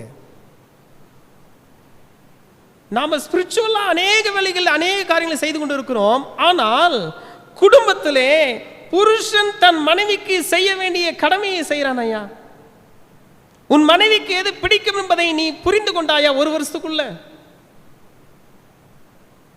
பவுல் அழகா சொல்றாரு, தராசுல அழகா நிக்க வைக்கிறாரு. அப்படியே மனைவியானவளும் தன் புருஷனுக்கு செய்ய வேண்டியதை செய்வாயாக. நான் ஆலய ஆராதனைக்கு வரும் பொழுதெல்லாம் எப்பொழுதுமே சுடுதண்ணி குடிக்கிற வழக்கம் உண்டு. ஆகவே என்ன பண்ணுவாங்க, அந்த சுடுதண்ணி போட்டு அது ஒரு பெரிய வேலையே கிடையாது, நானே எடுத்துக்கலாம். இருந்தாலும் அதை எடுத்து வைப்பாங்க. எடுத்து வைக்காத வேலையில் நான் என்ன பண்ணுவேன், சத்தம் போட ஆரம்பிச்சு, இது கூட நீ செய்ய மாட்டியா? அப்படியானால் மனைவிக்கு புருஷனிடத்திலே ஒரு சில காரியங்களை எதிர்நோக்கி இருக்கிறாள். அப்படியே புருஷனும் மனைவியிடத்தில் அநேக காரியங்களை எதிர்நோக்கி இருக்கிறாள். அதுதான் ஒரு மியூச்சுவல் அண்டர்ஸ்டாண்டிங் வாங்க. பார்த்தீங்களா? ஒருவருக்கொருவர் நன்றாக புரிந்து கொள்ளுதல். அந்த கணவன் பார்க்கும் போதே என்ன ஆகணும், அதுதான் அவர் எதிர்பார்க்கிறார் என்பதை என்ன பண்ணிடணும், செய்ய ஆரம்பிச்சிடணும். அடுத்த வசனம் சொல்லுகிறது, மனைவியானவள் தன் சுய சரீரத்துக்கு அதிகாரி இல்லை. அப்படின்னு நினைக்கிறீங்களா அர்த்தம்? நீ நினைக்கிற மாதிரி என்ன பண்ணிக்க முடியாது, நீ மேக்கப் போட்டுக்க முடியாது. ஐயா என்னையா நீங்களும் பெண்ணை வந்து இப்படி தான் வச்சிருப்பீங்களா? இல்லை. உன் மனைவி உன் புருஷனானவன் விரும்புகிற வண்ணமாய் நீ என்ன பண்ணும், உன்னுடைய ஆடை அணிகலங்கள் உன்னுடைய ட்ரெஸ் கோட் எல்லாம் இருக்கணும். அதே போல கணவனை என்ன பண்ணும், மனைவி விரும்புகிறவனும் அணியணுமா. ஒரு சில ஊழியர்களை இந்த டிவி நிகழ்ச்சியில் பார்ப்போம் பாருங்க, 2 பேரும் ஒரே மாதிரி கலரில் போட்டு வருவாங்க. எனக்கு அது பார்க்கும்போது எனக்கே ஒரு மாதிரி தான் இருக்கும். அம்மா என்ன கலரில் புடவை கட்டியிருக்காங்களோ அதே கலரில் என்ன பண்ணியிருப்பாரு, ஐயாவும் இந்த பேண்ட் ஷர்ட் போட்டிருப்பார். சந்தோஷம். மற்றவன் எப்படி நினச்சிட்டு போகிறாயா? நீங்கள் உங்கள் மனைவிக்கு செய்ய வேண்டியதையும் நீங்கள் உங்கள் கணவனுக்கு செய்ய வேண்டியதும் செய்வீர்கள் சொன்னால் உங்களுடைய திருமண பந்தம் என்ன ஆகும், இன்னும் வளர்ந்து பெருகும். சின்ன சின்ன விஷயங்களாக தான் இருக்கும். என்னைக்காவது நான் எடுத்து கொடுக்குற ஷர்ட் நீங்கள் போட்டுருங்க, உங்களுக்கு விருப்பமானதை போடுவீங்க, போட்டுக்கோங்க. அதுக்கு என்கிட்ட கேட்குறீங்க. அன்னைக்கு குடும்ப ஜெபமே கட்டு முடிஞ்சு போச்சு. கடைசியில் எங்கே போய் நிற்கிங்க? சின்ன சின்ன பிரச்சனையில் குடும்ப ஜெபமே நின்று போகும். என்னையா இன்னைக்கு 1000 இப்படி பேசுகிறான்னு நினைக்க வேண்டாம். சிறிய சிறிய பிரச்சனைகள், சிறிய சிறிய சரியான புரிந்து கொள்ளுதல் இல்லாத நிமித்தமாக தான் இன்றைக்கு கிறிஸ்துவ திருமண உறவுகள் விரிசலாய்கொண்டே இருக்கிறது. அது விலகி சென்று கொண்டே இருக்கிறது. என்ன பண்ணி தொலைகிறது, இவளை கட்டி தொலைஞ்சிட்டேன், வாழ்ந்தாகணும்னு பார்க்குறேன், எங்கள் அப்பா அம்மாவுக்காக வாழணும்னு பார்க்குறேன்யா. காலையில் இருந்துச்சுன்னா 6 மணிக்கே டீ கடையில் போய் உட்காந்துருக்கான். ஏன் 6 மணிக்கு அவன் டீ கடைக்கு போகிறான்? 5:30 மணிக்கு வீட்டில் டீ கடிச்சு அவன் 6 மணிக்கு அங்கே போகிறான். அதே போல உன் மனைவியோடு கூட அமர்ந்து நீ பேசுவாய் சொன்னால் அவளை இன்னொருத்திட்ட உன்னுடைய கவலை மனசோர்வு சொல்லிட்டு இருக்கிறான். தயவு கூர்ந்து திருமணம் ஆனவர்கள் சரி, திருமணத்திற்கு ஆயத்தமாய் கொண்டிருக்கிறவர்களும் சரி, இந்த செய்தியை உற்று நோக்கி கவனித்து கேளுங்க. உங்கள் மனைவியிடத்தில் சிறிது நேரமாவது பேசுங்க. ஏமா இப்படி இருக்கிற கேளுங்களேன். ஒரு முதிர்ந்த ஒரு ஆயர் சொன்னார், திருமணமான புதுல, எப்படிப்பா உன் மனைவியெல்லாம் நல்லா சமைக்கிறாங்களா? சமைக்கிறாங்கய்யா, அவங்க குடும்பம் கொஞ்சம் பெருசு, ஆனால் எதுனாலும் நிறைய செஞ்சிடறாங்க, அடுத்த நாள் மீதமாயிட்டே இருக்கு, அது போக போக சரியாயிரும். உப்பு கொஞ்சம் கம்மியாக சாப்பிடுவோம், எனக்கு கொஞ்சம் உப்பு அதிகமாக தேவைப்படுதியா, ஆனால் சொன்னால் புரிஞ்சிக்கவே மாட்டேங்கிறாங்க. நீ உப்பு எடுத்து போட்டுக்கோ, அவ்வளோதான், முடிஞ்சு போச்சு. இது எதுக்கு என்கிட்ட கேட்டீங்க? அட நானும் 30 வருஷமாக தானே பண்ணிட்டு இருக்கேன், போட்டுட்டு சொல்லுவேன், கொஞ்சம் உப்பு மாத்திரம் சேர்த்திக்கிட்டா நல்லா இருக்குமேன்னு சொல்லி. உப்பு போட தெரியல உனக்கெல்லாம் வந்துச்சு பாரு அப்படி சொல்லி திட்டாத. அடுத்த நாள் மிளகா அப்படி அதிகமாக போட்டு கொடுத்துருவாங்க, பார்த்துக்கோனாரு.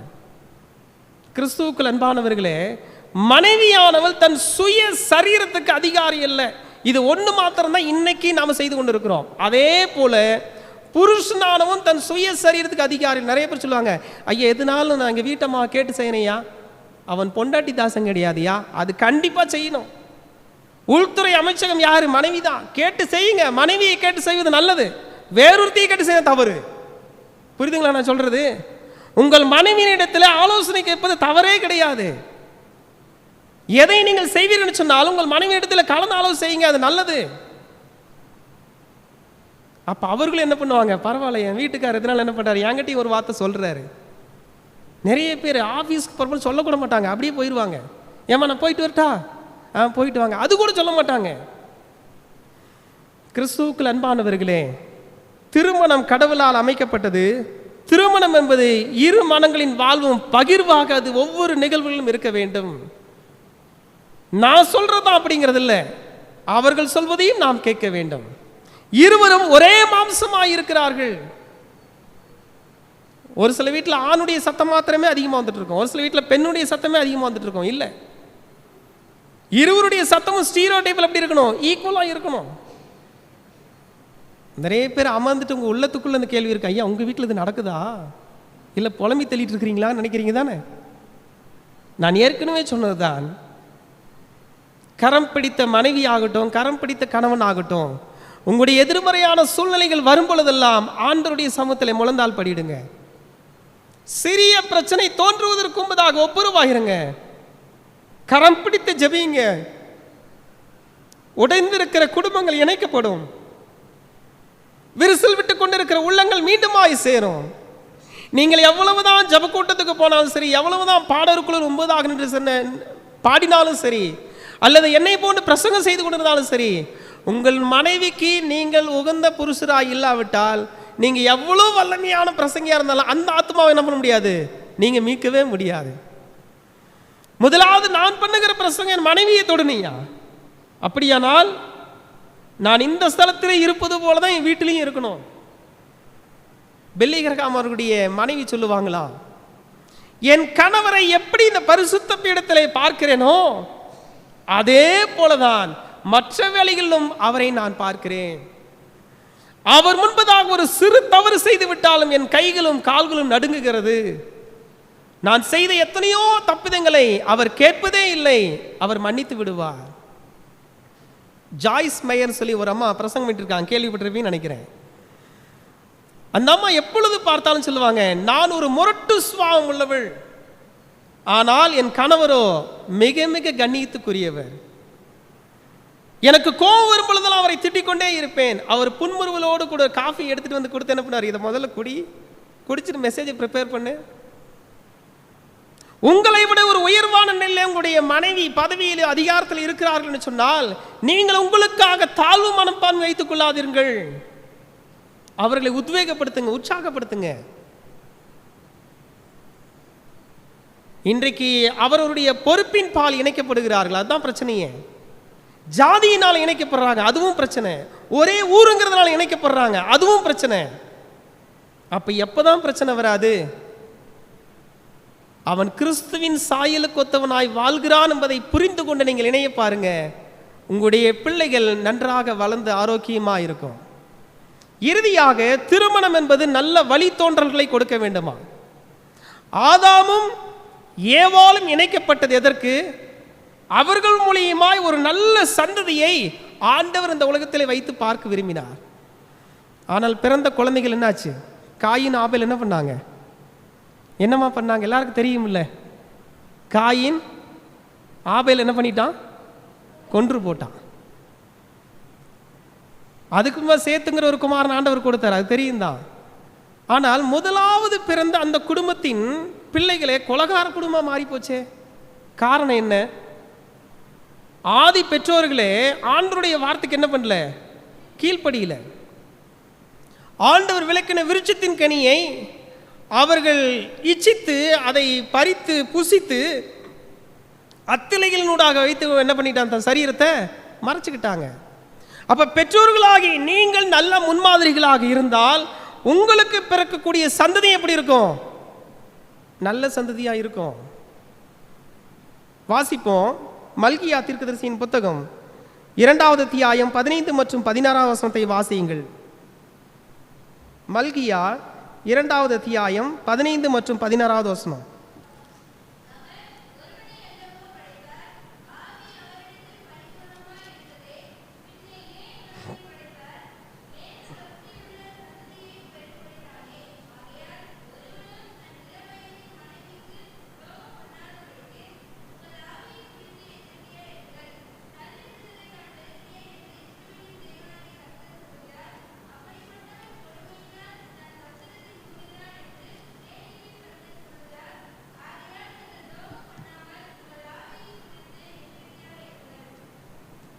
கல்யாணம் பண்ணுறதுக்கு முன்னாடி என் பிள்ளை எப்படி தெரியுங்களா இருந்தா, இன்னைக்கு அழுதுகிட்டே இருக்கிறாயா.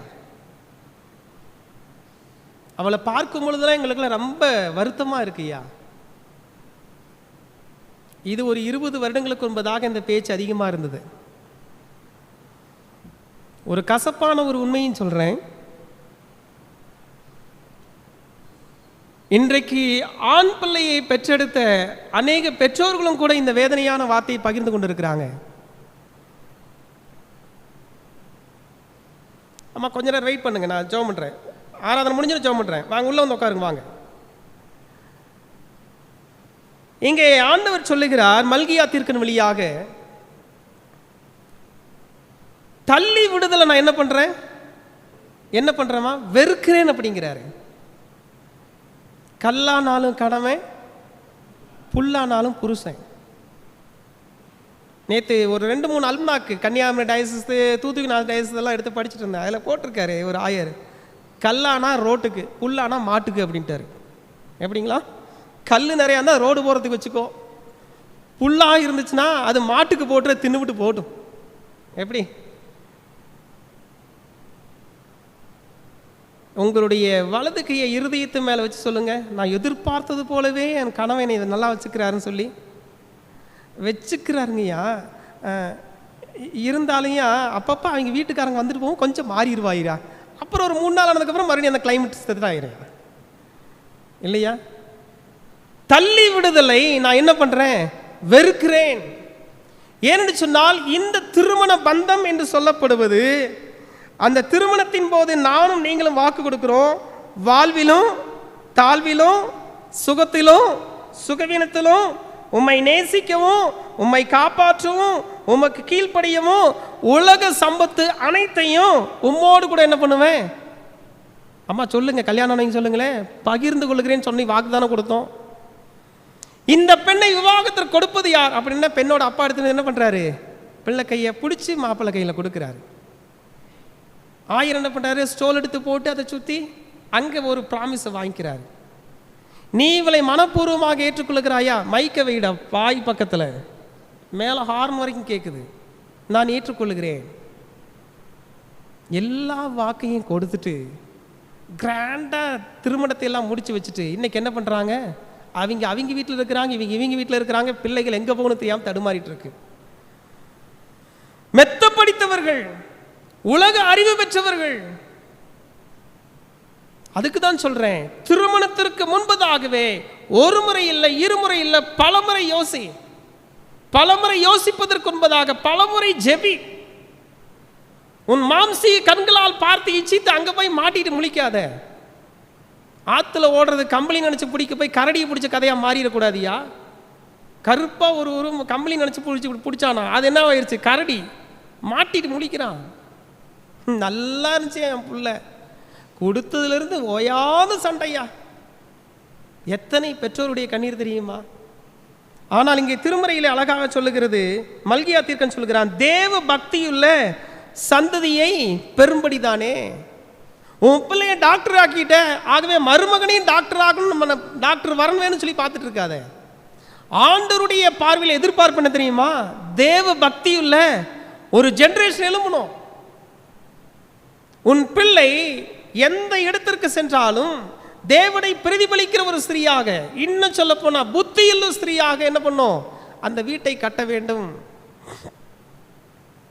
ஒரு பெண்ணு நினைச்சா எதனாலும் சாதிக்கலாங்கிறது திருமணத்துல தான் கண்டுபிடிக்க முடியும்.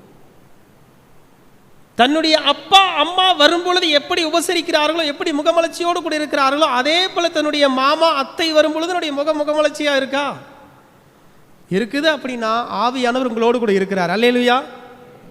இருக்கிறார் அப்படின்னா கொஞ்சம் பேர் தான் அல்லேலூயா சொல்றீங்க. உங்கள் மாமன் மாமியும் வரும்பொழுது அதே முகம் அதே பரிவு, எங்க போய் மீன் எடுத்துட்டு வாங்க கறி எடுத்துட்டு வாங்க சொல்றீங்க அப்படின்னா ஆவியானவர் உங்களோடு கூட இருக்கிறார். உங்க அப்பா அம்மா வராங்கும் பொழுது, உங்களுடைய அப்பா அம்மா வரும் பொழுது, ஏன் இதை சொல்கிறேன், இன்றைக்கும் இதுல மாத்திரம் ஒரு மாற்றுக்கிறதே கிடையாது. உங்கள் கணவனை பெற்றெடுத்த தாய் தகப்பனை மருமக்கள்மார்களாகி நீங்கள் பார்ப்பீர்கள் என்று சொன்னால், உங்கள் பிள்ளை என்ன பண்ணு, நாளைக்கு உங்கள் மாமனார் மாமியார் நல்லா பார்த்துக்கும். அந்த ஒரு காரியத்தை மாத்திரம் மருமக்கள்மார்கள் நீங்கள் செய்து பாருங்க, உங்களுடைய வாழ்க்கையில பேரான ஆசீர்வாதம் உண்டு. இங்கே ஆண்டவர் சொல்லுகிறார் மல்கியா தீர்க்கன் வாயிலாக, தேவ பக்தியுள்ள ஒரு சந்ததியை பெரும்படிதானே தள்ளி விடுதலை நான் என்ன பண்றேன், வெறுக்கிறேன். இன்னைக்கு நிறைய பேர் இப்படி யோசிக்கிறாங்க, என்ன பண்றதுங்க, கல்யாணம் பண்ணி வச்சுட்டாங்க, வாழ்ந்தானோ வாழ்க்கையை ஓட்டி தானே ஆகணும், அந்த சலிப்போடு சொல்லாதீங்க. உட்கார்ந்து பேசுங்க. கவுன்சிலிங்க்கு அங்கேயும் போயிட்டு இருக்காதீங்க. இன்னும் சொல்ல போன ஊழியர்களை கூட தேடி போகாதீங்க. நீங்கள் அதிகமாய் ஒருவர் பார்த்து ஒருவர் மனதை ஒருவர் இருக்கக்கூடிய வெளிப்பாடுகளை வெளிப்படையாக பேசிட்டீங்கன்னா போதும், எல்லாமே மாறி போயிடும். திருவசனத்தின் அடிப்படையில பேசுங்க. நீ எனக்கு நிகரானவள் என்று சொல்லுங்க. முதல்ல அடிக்கடி சொல்லுங்க. அதை உங்கள் மனைவியுடைய சிறு சிறு ஆசைகள் அபிலாசைகளை நிறைவேற்றி வையுங்கள். அப்படி செய்யக்கூடிய பட்சத்தில் இப்படி ஒரு கணவனை நான் இழந்து விட்டேன்னு சொல்லி என்ன பண்ணுவா, அழுவாவ. அதே போல உங்கள் மனைவி உங்களை விட்டு பிரியும் பொழுது அவன் அழுவான். இது கடைசி கிளைமேக்ஸ். ஆனா அதற்கு முன்பதாக சொல்லுகிறேன், ஏதோ ஒரு சூழல் நிமித்தமாய், ஒரு பணி நிமித்தமாய் டிரான்ஸ்ஃபர் வரும்போது கூட என்ன பண்ண மாட்டாங்க, ஐயோ அது முடியலையே, என்ன பண்ணலாம், நேரம் எல்லாரும் அங்கே ஷிஃப்ட் ஆயிடலாமா. யோசித்து பாருங்க. வாழக்கூடிய ஒரே ஒரு வாழ்க்கை, அதிகபட்சம் உங்கள் கணவன் மனைவிங்கிற உறவோடு கூட 40 வருடம் 50 வருடம் வாழ போகிறோமா? ஒவ்வொரு நாளும் சந்தோஷமா வாழுங்கய்யா. வீட்டில் கணவன் மனைவி சந்தோஷமாகி பேசி பாருங்க, அந்த வீடே ஒரு பீஸ்ஃபுல்லாக இருக்கும், பிளஸ்ஸிங்காக இருக்கும். உங்கள் வீட்டுக்கு நிறைய பேர் வந்துட்டு போவாங்க. ஆனால் நீங்களே ஓயாத சண்டையை போட்டுட்டு இருக்கிறீங்க அப்படின்னா உங்கள் வீட்டுக்கு யாரும் வர மாட்டாங்க. வீட்டில் ஆக்கக்கூடிய குழம்பு சோறு எதுவுமே நல்லா இருக்காது. ஏண்டா இந்த வாழ்க்கை நமக்கு அசைன்னு சொல்லி நொந்து நொந்து சாகிறத விட ஒரு முறையினாலும் ஒரு முறை இருவரும் கரம் பிடித்து கேளுங்க, நான் உனக்கு இன்னும் என்ன செய்யணும்னு சொல்லி நினைக்கிறேன். இயேசு கிறிஸ்து கூட அதை கேட்டாரே பலவீனமானவர்களை பார்த்து, நான் உனக்கு என்ன செய்யணும் இன்று கேளுங்க. இத்தனை வருஷம் கேட்கல, பேரம்பேத்தி எடுத்துட்டீங்கனாலும் பரவாயில்ல, இன்னைக்கு போய் கேளுங்க. உங்க மனைவி கையை பிடிச்சு, மனைவிமார்களே உங்களுடைய கணவன் கையை பிடித்து கேளுங்க, ஏப்பா நீங்க நினைக்கிற வண்ணமா நான் இருக்கிறேன்னா, உங்களுடைய எதிர்பார்ப்பு என்னங்கிறது இப்போ கூட கேளுங்க, தப்பே கிடையாது. ஒரு சில வசனங்களை வாசிப்போம். சங்கீதங்களின் புத்தகம் 127வது சங்கீதம் 4வது வசனத்தை வாசியுங்கள். சங்கீதம் 127:4.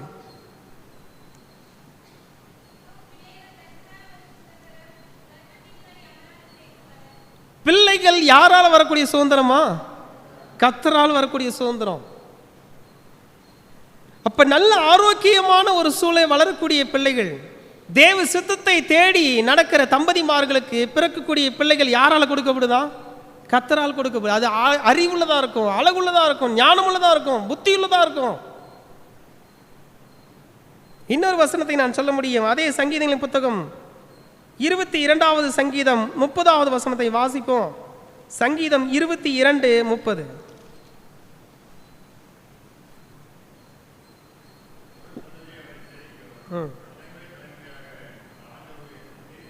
ஐயா எங்க தாத்தா பாட்டியே நல்ல ஒரு அந்த காலத்துலேயும் கொயரில் இருந்தாங்கய்யா. அவங்க அப்பா பயங்கரமான ஒரு கீபோர்டிஸ்ட்யா. அப்புறம் பிள்ளை அப்படிதான் இருக்கும் சொல்றாங்களா இல்லைங்களா? தலைமுறை தலைமுறையாக ஆண்டவரை மகிமைப்படுத்தக்கூடிய ஒரு சந்ததி. திருவசனம் அழகாக எழுதப்பட்டிருக்கிறது 22:30. ஒரு சந்ததி அவரை சேவிக்கும், தலைமுறை தலைமுறையாக ஆண்டவருடைய சந்ததி என்னப்படும். ஆமா, நீங்களும் உங்களுடைய கணவரும் ஆண்டவருக்கு பிரியமான பிள்ளைகளாக நடந்தால் சங்கீதம் 128 சொல்லப்பட்ட அத்தனை ஆசீர்வாதங்களும் அதனதின் காலத்தில் நடந்து கொண்டே இருக்கும். குடும்ப ஜபத்தை விட்டுறாதீங்க, தயவு செய்து சொல்றேன். பாட்டு கூட பாட முடியல, ஒரு ஜபத்தையாவது செஞ்சுட்டு தயவு செய்து தூங்குங்க. இரவு சாப்பிட்டு முடிச்சுன்னா ஒரு அரை மணி நேரம் பேசுங்க. சாப்பிடும்போது முடிந்த அளவிற்கு ஒரு நாளைக்கு ஒரு வேளையாவது எல்லோரும் ஒன்றாக அமர்ந்து நீங்க சாப்பிடுங்க. அவனுக்கு எப்போ பசிக்குதோ அவன் சாப்பிட்டுட்டு, இவனுக்கு எப்போ பசி இவன் சாப்பிட்டுக்கிட்டோம். ஒவ்வொருத்தரையும் தனித்தனியாக கூப்பிட்டு சோறு போடும். இது ஹாஸ்டலா? எத்தனை பேருடைய வீடுகளில் எல்லாரும் ஒன்றா உட்காந்து சாப்பிட்றீங்க? முதல்ல அது நடக்குதாயா? முதல்ல கணவன் மனைவி பிள்ளைகள் பேர குழந்தைகள் எல்லாம் ஒன்றா உட்காந்து சாப்பிட்டா அதில் ஒரு சந்தோஷம் இருக்குது தெரியுமா? எப்போ பார்த்தாலும் ஊழின்னு ஓடிட்டு இருக்கிறான். இந்த அம்மா பெண்களுக்கு சுங்கனே ஓடிட்டு இருக்குது, பிள்ளைங்க என்ன பண்ண தெரியாம அது உட்காந்துருக்கு. இவரும் கடவுளுடைய ஊழியத்தை செய்கிறார், அந்த அம்மாவும் கடவுளுடைய ஊழியத்தை செய்கிறாங்க. ஆனால் வீட்டில் எப்படி இருக்குது? ஒரு வெறுமையான நிலை. முதலாவது பெற்றோர்களே அல்லது ஆணோ பெண்ணோ இருவரும் ஒன்று என்பதை முதல்ல நீங்கயா. நான் சொல்றதா நீ கேட்கணும், இல்லை நீ சொல்றது கேட்கணும் அவசியம் எனக்கு கிடையாது. முதல்ல இந்த நீ வா போன்னு பேசும்போது அங்கே எல்லாம் முடிச்சு போகும். இன்னொரு வசனத்தை வாசித்து நான் முடிக்கிறேன். சங்கீதம் 24வது சங்கீதம் 6வது வசனம். இதுவே அவரை தேடி விசாரித்து அவருடைய சமூகத்தை நாடுகிற யாக்கோபு என்னும் சந்ததி. நிறைய பேர் வாலிப தம்பிமார்களை கன்னிகளை வச்சுட்டு இருக்கிறீங்க பெற்றோர்கள். உங்களுக்குள்ள ஒரு பயம் இருக்கும்ல, எப்படியாவது இவளை ஒருத்தன் கையில் பிடிச்சி கொடுத்துட்டா போதுன்னா பேசுவாங்க. எப்படியாவது ஒருத்தன் கையில் பிடிச்சி அப்புறம் அவங்க பாடு. நீங்கள் கரம் பிடித்து கொடுக்கக்கூடிய இடத்துல உங்கள் பிள்ளை நல்லா வாழணும். உங்களுக்கு என்ன இல்லை? உங்களுக்கு அமையப்பெற்ற ஒரு நிம்மதியான வாழ்வு உங்கள் பிள்ளைக்கு அமையப்பெறணும் தானே. அப்போ நீங்கள் என்ன செய்யணும்? முதலாவது ஜெபிக்கணும். ஆண்டவரே, என் பிள்ளைக்கு நல்லதொரு வரனை நீர் எனக்கு என்னுடைய கண்கள் என்ன பண்ணுங்க காண்பீங்களா சொல்லி ஜெபம் பண்ணுங்க. அந்த திருமண வயது வரும்பொழுது அந்த பிள்ளையை ஜெபிக்க சொல்லுங்க. எந்தெந்த மேட்ரிமனியோ பார்த்து என்ன பண்ணுறான், எல்லாம் சேர்க்குறான். அந்தஸ்து இந்த அந்தஸ்து, படிப்பு படிப்பு, சொத்து சொத்து, ஜாதி ஜாதி, குளம் குளம் எல்லாம் பார்த்தாச்சு. ஆனால் என்ன ஆகலை? 6 மாதத்துக்கு அப்புறம் பிள்ளை வந்துருச்சு. யார்கிட்ட போய் முறையிடுவீங்க?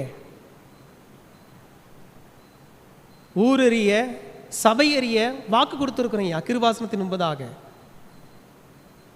இவளை என் மனைவியாக ஏற்றுக்கொள்வாயா? ஏற்றுக்கொள்ளுகிறேன். ஆனால் சிறிய சிறிய பிரச்சனைகள், சிறிய சிறிய கருத்து மோதல் நிமித்தமாய் பிளவுபட்டு கிடக்கிறதே குடும்பம். தென்னிந்திய திருச்சபை மாமன்றம் இன்றைக்கு அநேக பிளவுபட்ட குடும்பங்கள் இன்னும் பிளவுபட்டு விடக்கூடாது என்பதற்காக தான் இன்றைக்கு என்ன பண்ணியிருக்கிறாங்க, திருமணத்தை என்ன பண்ணுங்க, தயவு செய்து முதல்ல மதியுங்கள், அதை மிதிக்காதீங்கிறாரு. திருமணத்தை முதல்ல மதிக்கணியா? பரவாயில்ல, என் பிள்ளை என்கிட்ட இருந்ததை விட கல்யாணம் பண்ணி கொடுத்த இடத்துல நல்லா இருக்கிறா அப்படிங்கிறதா எந்த பெற்றோர்களுக்கும் ஒரு சந்தோஷம். கொஞ்சம் இந்த நாளில் யோசித்து பாருங்க. நீங்கள் வேதறிவு பெற்றவர்களாக இருக்கலாம், சிறந்த பிரசங்கியாராக இருக்கலாம், சிறந்த பாடகராக இருக்கலாம், நிறைய மெத்த படித்தவர்களாக இருக்கலாம். ஆனால் உங்களுக்கு அமைய பெற்ற வாழ்க்கை துணையோடு கூட சீரான பாதையிலே சமாதானத்தோடு கூட பயணிக்கிறீர்களா? அதுதான் முக்கியம். ஏனென்று சொன்னால் நீங்கள் பெற்றெடுத்த கற்பத்தின் கனிகள் உங்களை தான் உற்று பார்க்கிறாங்க. நீங்கள் உங்கள் கணவரை, நீங்கள் உங்கள் மனைவியை எப்படி அழைக்கிறீர்களோ அதை தான் உங்கள் பிள்ளையின் நாளைக்கு செய்ய போகிறது. இது ஒரு நடைமுறை வாழ்வுக்கு ஒத்த ஒரு செய்தி. இது தயவு செய்து ஆண்களே நீங்களும் என்ன பண்ணுங்க, சற்று கீழே இறங்கி வாருங்கள். பெண்களே நீங்கள் என்ன பண்ணுங்க, சற்று இறங்கி வாருங்கள். குடும்பம் என்கிற அடித்தளத்தை கிறிஸ்துவின் கரத்தில் ஒப்பு கொடுங்க. ஆண்டவர் உங்களை நேர்த்தியாக நடத்துவாரியா? ஆண்டவர் உங்களை நேர்த்தியாக நடத்துவார். ஒரு கணவன் மனைவி இப்படி வாழ்னியான்னு சொல்லி நம்மை பார்த்து இந்த உலகம் சொல்லணும், வாழ்ந்த இவர்களை போல வாழ்னியா? சம்பாத்தியனும் நம்மளை விட குறைவாக தான் சம்பாதிக்கிறாங்க, ஆனால் சந்தோஷமாக இருக்கிறார்களே. காரணம் என்ன தெரியுமா? அங்கே ஒரு ஃப்ளெக்சிபிலிட்டி, ஒரு அட்ஜஸ்டபிள், ஒருவருக்கொருவர் மனமொத்து போகிற ஒரு சூழல், எந்த ஒரு காரியத்தையும் கலந்து உரையாடி முடிவெடுக்கிற அந்த தன்மை, இது நிமித்தமாக இந்த குடும்பம் என்கிற பேர் என்ன பண்ணுது, நன்றாக சென்று கொண்டிருக்கிறது. அந்த விதமான குடும்பத்தை நம்முடைய குடும்பமாக மாற்றுவதற்கு ஆவியான கடத்தில் நம்மை ஒப்பு கொடுப்போம். கர்த்தர் தாமே இந்த வார்த்தை நமக்கு ஆசீர்வதிப்பாராக. ஆமென். கண்களை மூடி ஜெபிப்போமா? ஆண்டவருடைய திரு சமூகத்திலே இன்றைய நாளில் இந்த திருமணம் என்கிற அந்த கடவுளால் ஏற்படுத்தப்பட்ட ஒரு திட்டத்தை நாம் திருவசனத்தின் அடிப்படையிலே தியானித்து பார்த்தோம். இன்றைக்கு எத்தனை குடும்பங்கள் மகிழ்ச்சியோடு கூட இருக்கிறது என்பதை நாம் அறிந்திருக்கிறோம். 100% ஒரு 70% குடும்பத்தின் மக்களுடைய வாழ்விலே முறுமுறுப்புகள், சண்டைகள், பிரிவினைகள், வாக்குவாதங்கள், பிரச்சனைகள், நிம்மதியில்லாத சூழ்நிலைகள் இருக்கிறதை நாம் பார்க்கிறோம். ஆனால் இன்றைக்கு திருமணம் கடவுளால் அமைக்கப்பட்டது என்பதையும், திருமண வாழ்வு என்பது இரு உள்ளங்களும் பகிர்ந்து வாழக்கூடிய ஒரு வாழ்வு என்பதையும், திருமணம் என்பது நம் மூலியமாய் நல்ல வழித்தோன்றல்களை உருவாக்கி கொடுக்கக்கூடியது என்பதையும் ஆய்ந்தறிந்தோம் இல்லையா? குறை குற்றங்கள் எதுவாக இருந்தாலும் தயங்காமல் மனைவியினிடத்திலே மன்னிப்பை கேட்போம். மனைவிமார்களே, உங்களுடைய கணவனிடத்தில் மன்னிப்பு கேளுங்க, அது நல்லது. தேவனுடைய அன்பின் வெளிப்பாடாய் இந்த காரியங்கள் நிகழப்பெறுமானால் பிளவுபட்டிருக்கிற குடும்பங்களை இணைக்க போறோம். இதற்கு அடித்தளமாய் நம்முடைய ஜெப ஜீவியம் இருக்க வேண்டும். எத்தனையோ பெற்றோர்கள் என் பிள்ளை இப்பொழுது இப்படி தனித்திருக்கிறாள் என்று சொல்லி அழுது கொண்டிருக்கிறீங்க.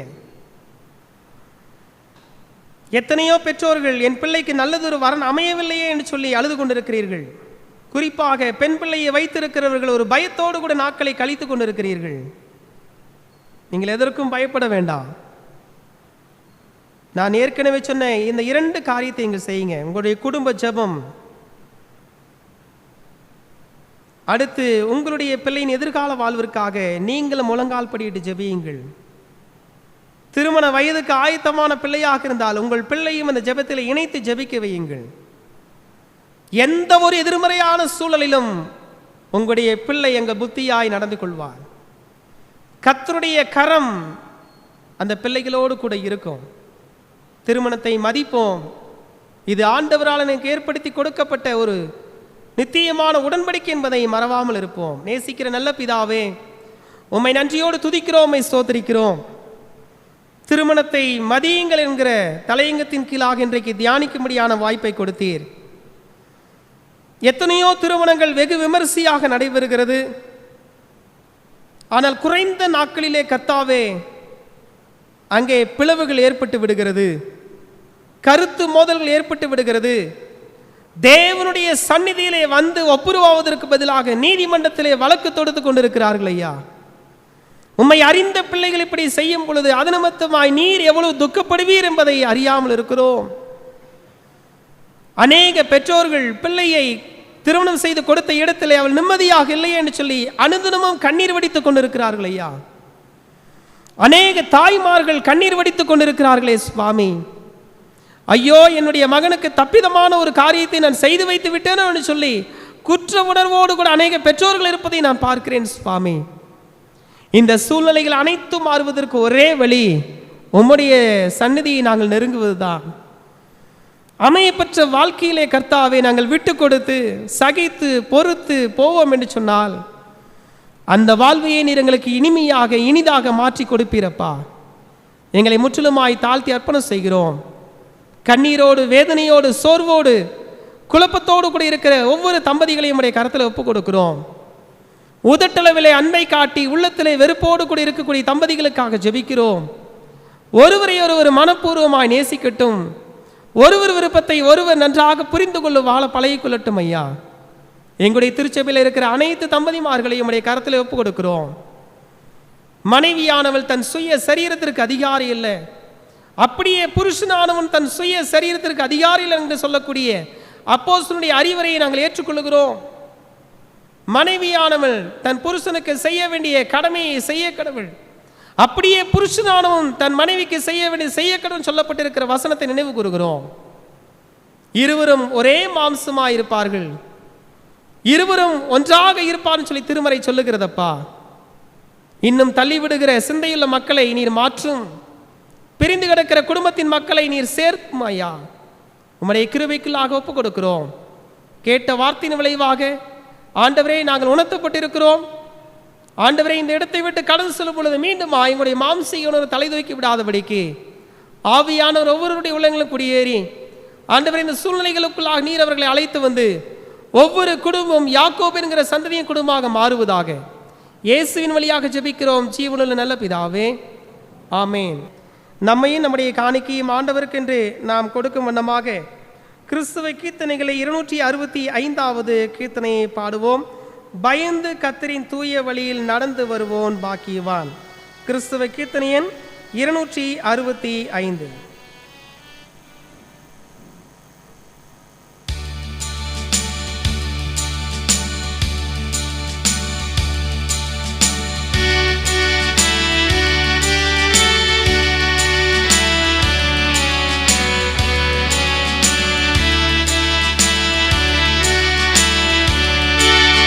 பயந்து கர்த்தரின் தூய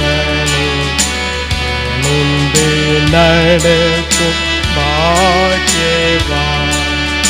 முயன்று உழைத்து பலனை முடிவில் பாக்கி மேன்மைகான். முயன்று உழைத்து பலனை உன்பான் முடிவில் பாக்கி மேன்மைகான். பயந்து கர்த்தர்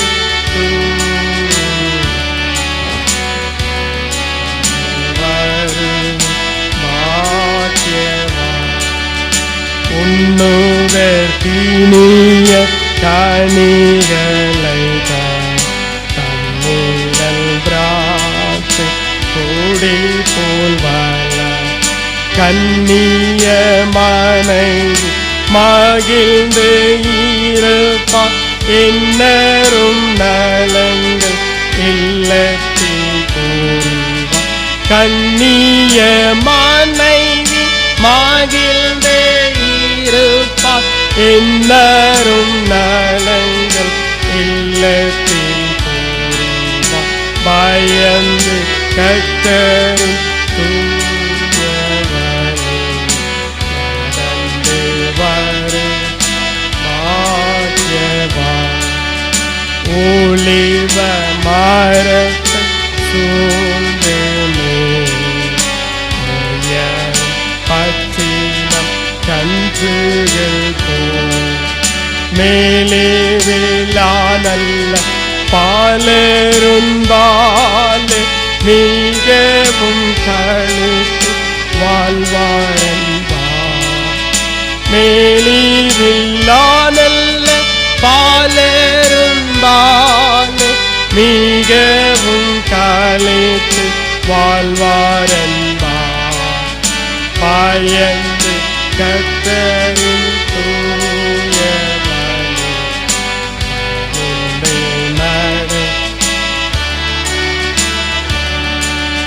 கர்த்தரும் வீட்டை கட்டாமே.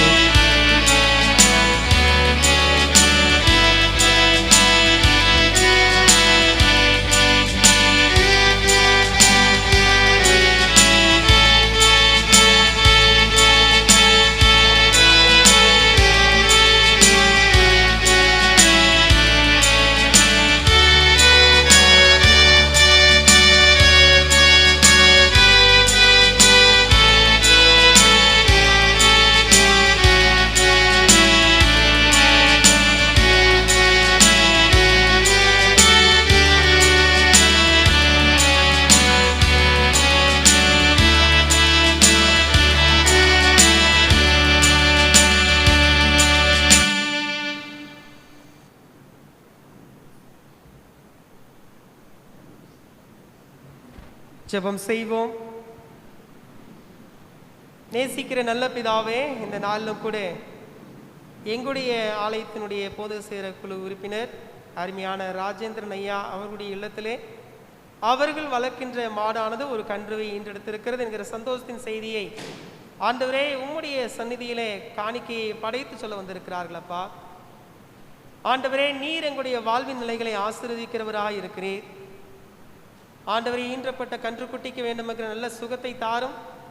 அந்த பசுவையும் நீர்தாமை பாதுகாத்தரல வேண்டி ஜெபிக்கின்றோம். எந்த நோயும் அணுகாதவன் நீர் பாதுகாத்தரல வேண்டி ஜெபிக்கின்றோம் சுவாமி. இது நிமித்தமாய் இந்த குடும்பத்தின் மக்கள் ஆசீர்வதிக்கப்பட நாங்கள் ஜெபிக்கின்றோம். இயேசுவின் வழியாக ஜெபிக்கிறோம் ஜீவனுள்ள நல்ல பிதாவே, ஆமென்.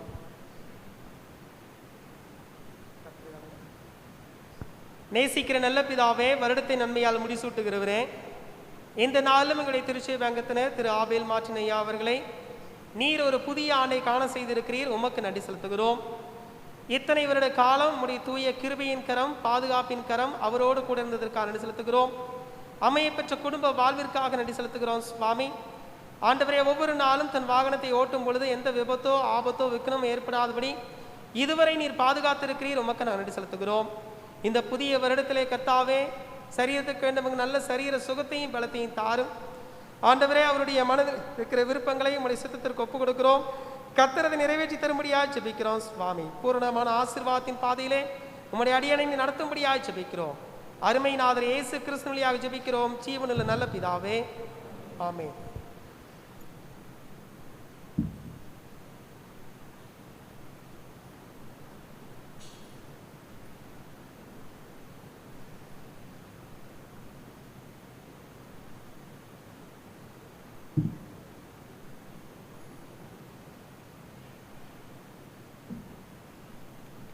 ஜெபம் செய்வோம்.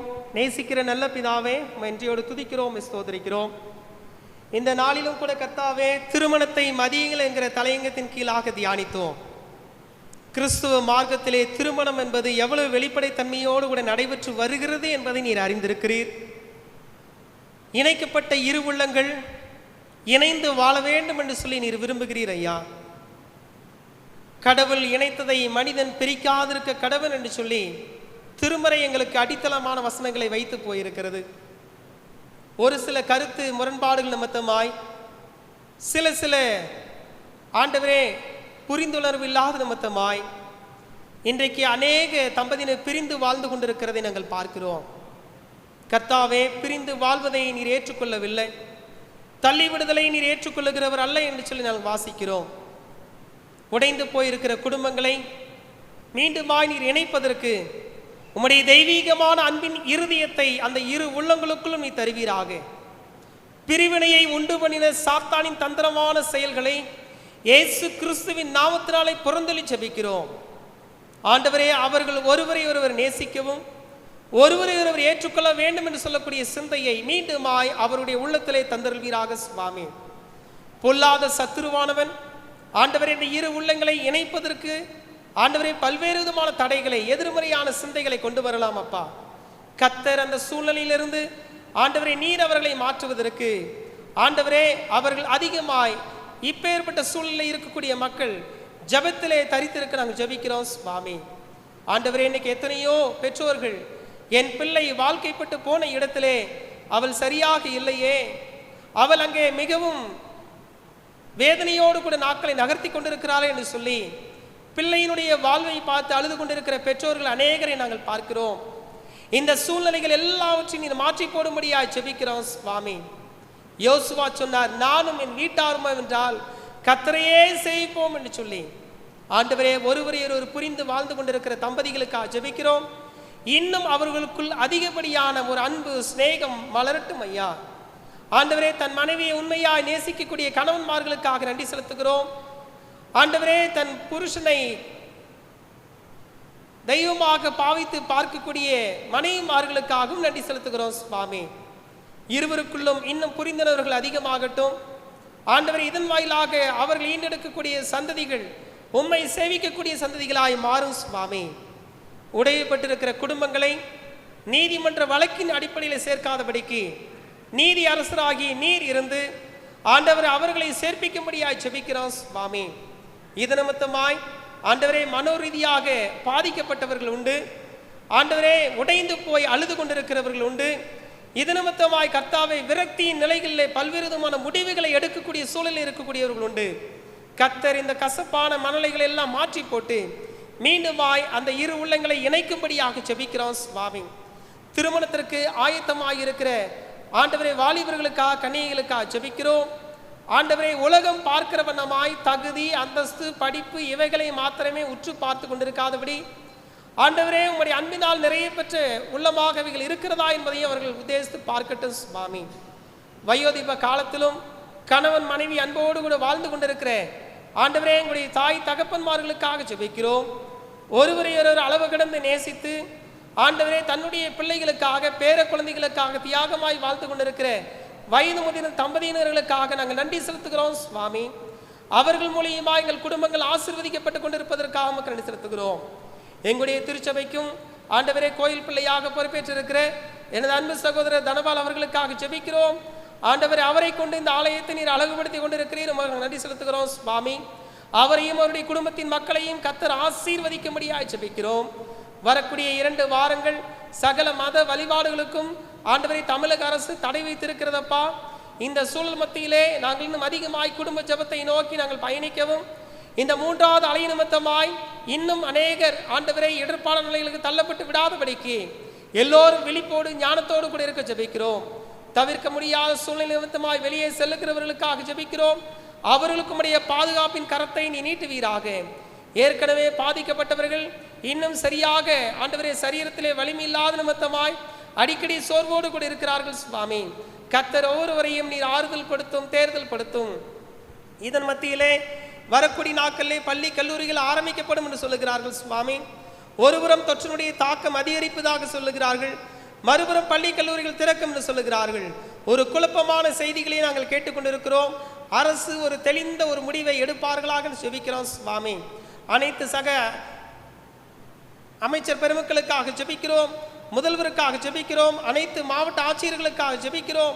ஆண்டவரே ஒவ்வொருவருக்கு கீழாக இருக்கக்கூடிய பதவிகளை அதிகாரங்களை சரியாக பயன்படுத்த ஜெபிக்கிறோம் சுவாமி. இந்த வாரத்திலே தங்களுடைய பிறந்த நாள் மற்றும் திருமண நாட்களை கண்டுகொள்ள இருக்கிற யாராக இருந்தால் அவர்களையும் கர்த்தர் ஆசீர்வதிக்கும்படியாக ஜெபிக்கிறோம். சரீர பலகீன நிமித்தமாய் வர முடியாமல் இருக்கிறவர்கள், பல்வேறு விதமான வேலை பணுவை தவிர்க்க முடியாத சூழ்நிலை இருக்கிற ஒவ்வொருவருக்காக ஜெபிக்கிறோம். ஒவ்வொருவரையும் கர்த்தர் ஆசீர்வதியும். நேரப்பட வேலையிலே வந்து இந்த முழுமையான ஆராய்ச்சியில் பங்கெடுத்துக் கொண்டிருக்கிற ஒவ்வொருவருக்காக ஜெபிக்கிறோம் சுவாமி. நீர் அவர்களோடு கூட இடைப்பட்டதற்காக கண்டு செலுத்துகிறோம். பலவீனத்தின் மத்தியிலே, சோர்வுகள் மத்தியிலே, குழப்பத்தின் மத்தியிலே, வியாதியின் மத்தியிலே இருக்கிறவர்கள் யாராக இருந்தாலும் கர்த்தர் நீர் அவர்களை தொட்டு சுகப்படுத்தி ஆறுதல் படுத்தி பலப்படுத்தி ஆண்டவர்களை அனுப்பும்படியாய் ஜெபிக்கிறோம் சுவாமி. நாளை தினத்திலிருந்து கர்த்தாவே எங்களுடைய சகல விதமான பணிகளிலும் உம்முடைய அனுக்கிரகத்தின் கரம் இருப்பதாக. எங்களுடைய திருச்சபை மக்களை ஆசீர்வாதத்திற்கு அடையாளமாக அவர்கள் ஒரு சில பொருட்களை ஆண்டவர் இந்த கிருபாசனத்தில் வைத்திருக்கிறார்கள் சுவாமி. கர்த்தரை ஆசீர்வதியும் அங்கீகரித்தருளும். எங்களால் என்ற காணிக்கைகளை மன உற்சாகமாய் கொடுத்திருக்கிறோம். இதை நீர் அங்கீகரித்துக் கொண்டு சொல்லி விசுவாசிக்கிறோம். அருமை நாதர் இயேசு கிறிஸ்து வழியாக ஜெபிக்கிறோம் ஜீவனுள்ள நல்ல பிதாவே. ஆண்டவர் கற்பித்த ஜெபத்தை அனைவரும் சேர்ந்து ஏறெடுப்போம். பரமனில் இருக்கிற எங்கள் பிதாவே,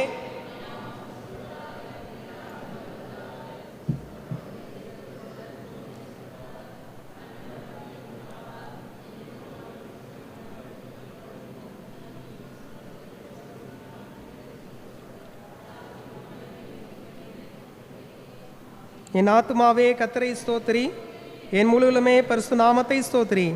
என் ஆத்துமாவே கர்த்தரை ஸ்தோத்திரி, கர்த்தர் செய்த சகல உபகாரங்களையும் மறவாதே.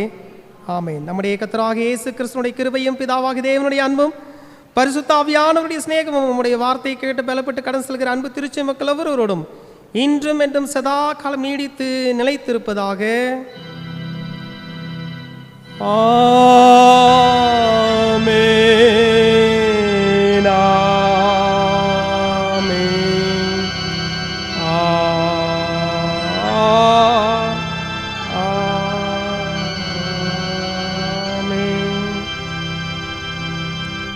ஆறாவது நிறைவு பாடலாக கிறிஸ்து சபை பாமாலைகளிலே 195வது பக்கத்தில் இருக்கிற மங்கள கவிகளிலே தெய்வ ஆசீர்வாதத்துறை அடியாரை அனுப்பும் என்ற பாடலை நாம் பாடுவோம்.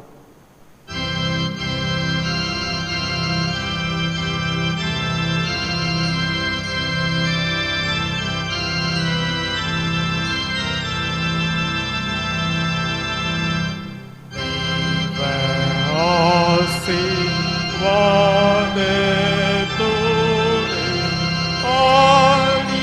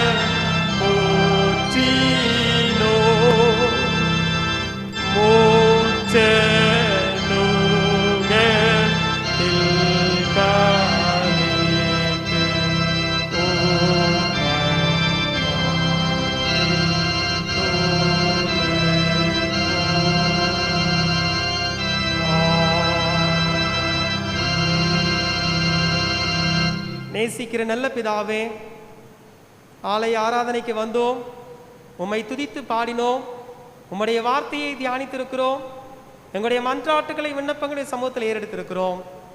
நாளை தின துவக்கம் மீண்டுமாய் அவரவர்கள் தன் தன் பணிகளை பொறுப்புகளை நிறைவேற்ற கடந்து செல்ல வேண்டும் ஐயா. கர்த்தருடைய அனுக்கிரகத்தின் கரம் கூட இருக்கட்டும். இந்த 3வது அலை தீவிரமாகிறது என்கிற செய்தியை கேட்டுக்கொண்டிருக்கிறோம்.